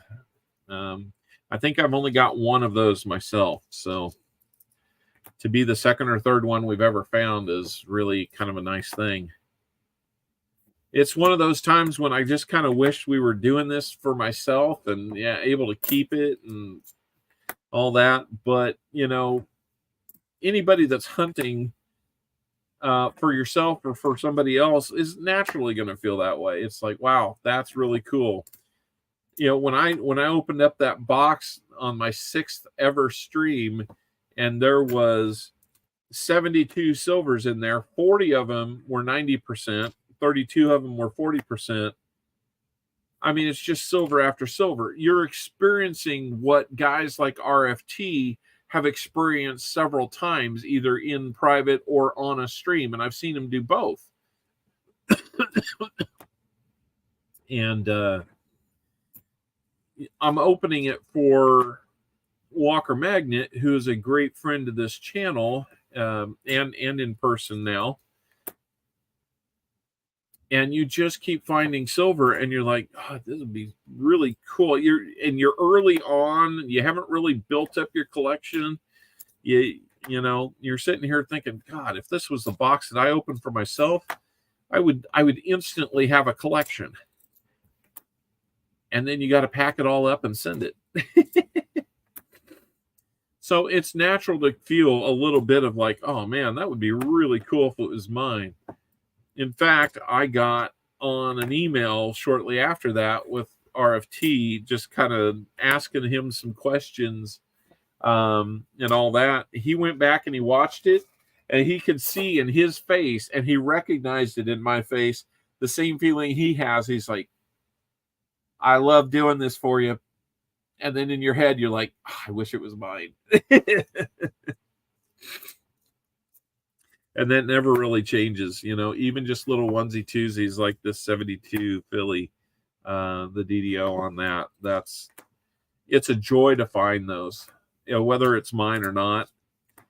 It'd be even sweeter if it was mine, but it's a pretty doggone good thing to be able to do it for one of you guys that's paid for rolls. And basically, they bought 20 rolls. That's $60. That's half of it in that one coin. And he got other stuff too. So when I go back in and kind of tally up what the value of his finds were relative to the cost, you know, he's practically, I think he's pretty close to making back his money, if not in the 80-90% range. So I mean, I love it when people come in and find that kind of stuff and get their money's worth in that kind of way, because a lot of times if you're overpaying by 2, maybe 3 times because you don't find anything, that's pretty normal when it comes to this. It's the chance you take. And you got to realize that, you know, well, some of that goes to the host because he's got to replenish his inventory for giveaways and stuff. But, you know, it's all right. I think we've got a good thing going. You guys certainly give me some of that feedback that makes me believe that. So we'll keep rolling. It is right about midnight, just as we're going to get done here.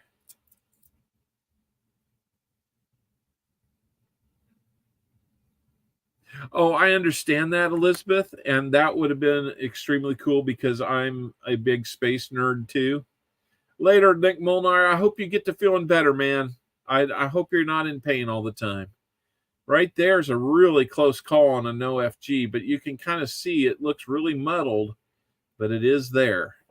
Coining around. I got one for you. You know who I am. Say my name.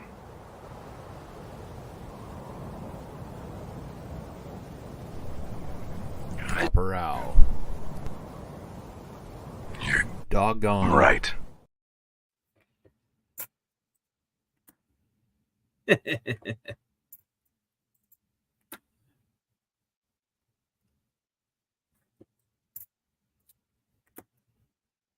I don't know, coin around. It kind of felt like the editing was pretty good, but not great. And the voiceovers definitely sound a little cheesy, but I think that makes it work. I got to watch your video, man. I got to see what you got coming up tomorrow night. You want to come up, man? If you want to come up, that's no problem, man.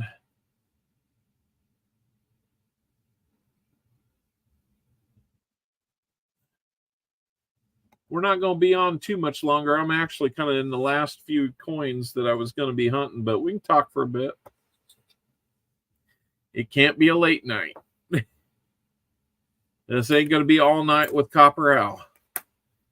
No, no, no. In fact, that's going to wrap up the hunt right there. So now I've got coins to take back. Yay! Absolutely, Elizabeth. Feel free to. If we need a mod to do that, I'm sure Coining Around wouldn't mind throwing that up there if he could.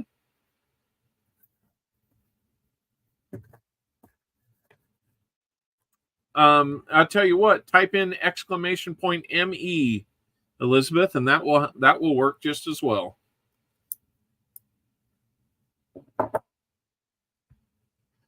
So I need to put a couple of these in flips. Oh, Dalvin Purcell, if you want to put it up there, that's fine. Oh, I'm sorry. Yeah, no problem. I appreciate you asking and you guys kind of making sure everything was cool with that. The !ME is there all the time. The risk is we get, somebody that's, supporting a channel that's not, in line with where we want to be as a coin channel, that they would maybe get in there and be advertising for themselves. If that's the case, we're going to have a little bit of a talk there and, get people to take that off the screen. But well, maybe Coining Around's not coming up tonight. Maybe he's not. I got to go check out your video though, so I can see what good goodies you got lined up for tomorrow night.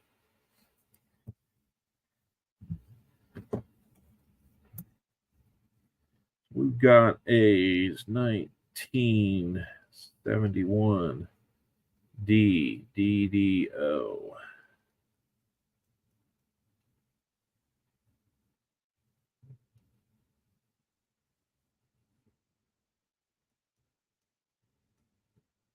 All right. And then the find of the night. We'll put it under the scope one more time before we get it put into a flip. A 72 Philly DDO. I believe that's an FS 101. Let me just double check the designation on it.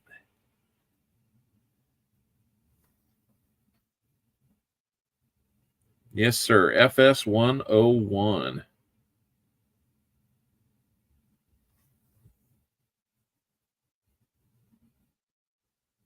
Yeah, we're good there.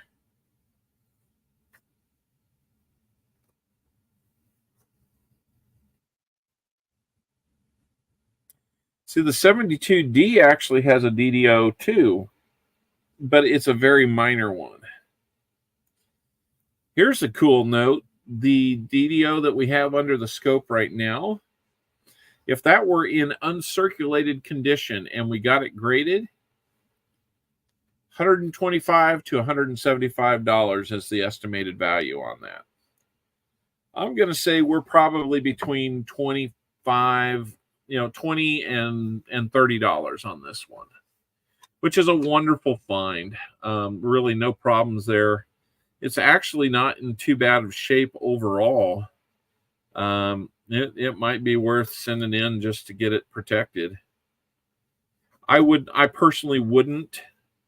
I would need it to be in far better condition, but it's Gregory's coin now, so he can do what he wants. I'm not going to tell him not to do it. I just would advise maybe against it.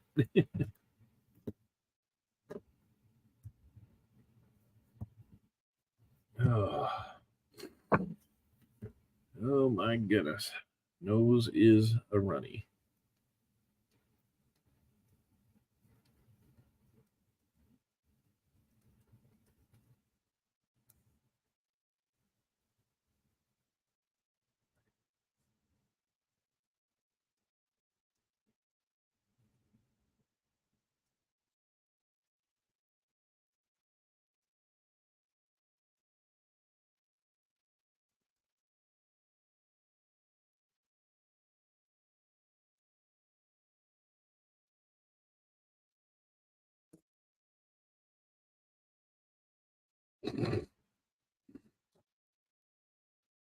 All right, I'm going to let those dry out, and then we can get them put together. Man, I wish I had another hour. I'd work on some mail. But I guess Tupac's not coming up. Maybe he's doing me a favor not coming up tonight, because then we'd be up for another half an hour, and I'd be like, why did I do that? But wanted to show off a little something that I got here recently for those that have interest in old coins and tokens. But this one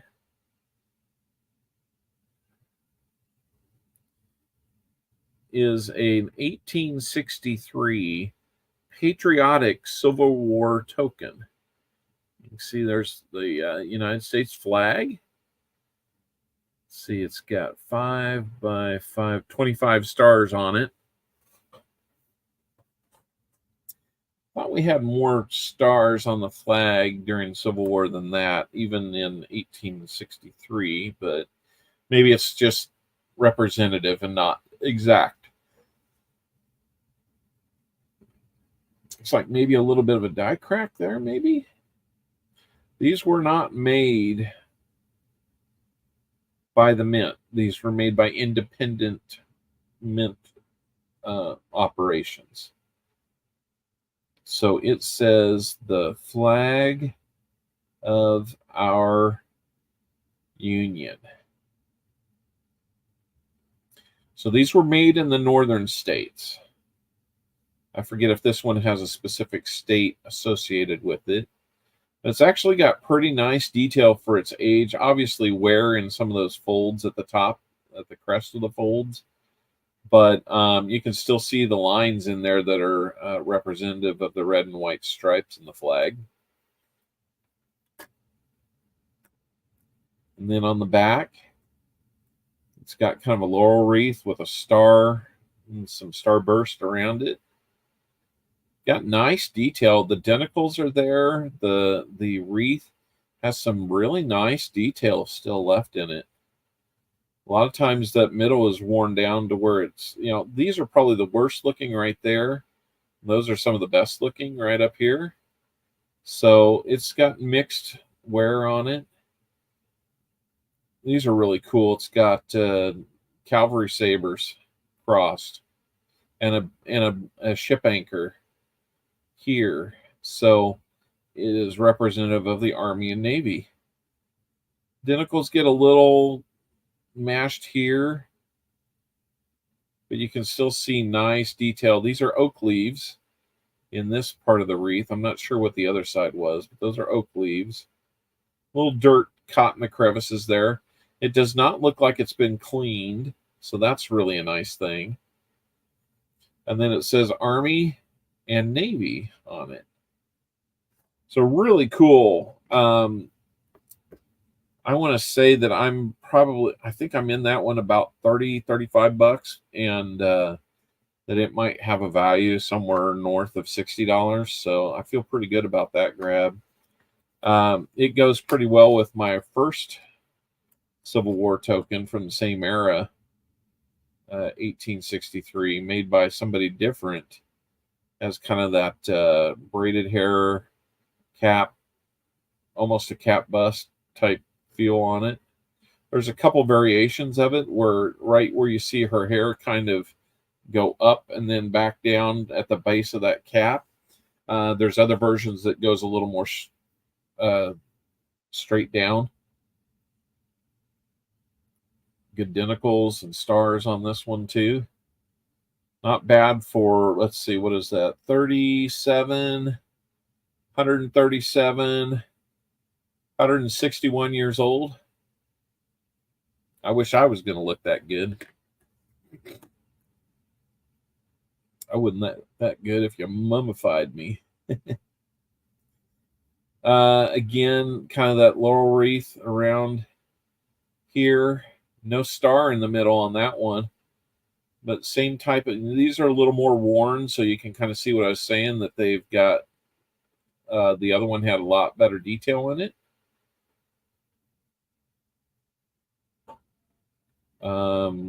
Crossed cavalry sabers again. I'm not sure what the Navy symbol on that one is, but you can see it says Army ampersand Navy. So the other ones I think said Army and Navy spelled out. Yep, it has the word and then this one has an ampersand. So really cool Civil War tokens. I love the Civil War as a focus of American history and study. I've always kind of loved it since high school, but really cool little find here. Happy to have it. You know what, guys? That's going to close us out for tonight. I'd really love to hang out a little longer if the night would allow us, but we're pretty much done. 40 likes tonight, guys. Give yourselves a hand for 40 likes on a night where we only averaged about 10 people in the chat. Well done, and thank you so much, guys, for hanging out. Yeah, we could do a bigger crowd next time. That's no problem. But thankful for those that did make it in. And you know what? Let's just call it a night.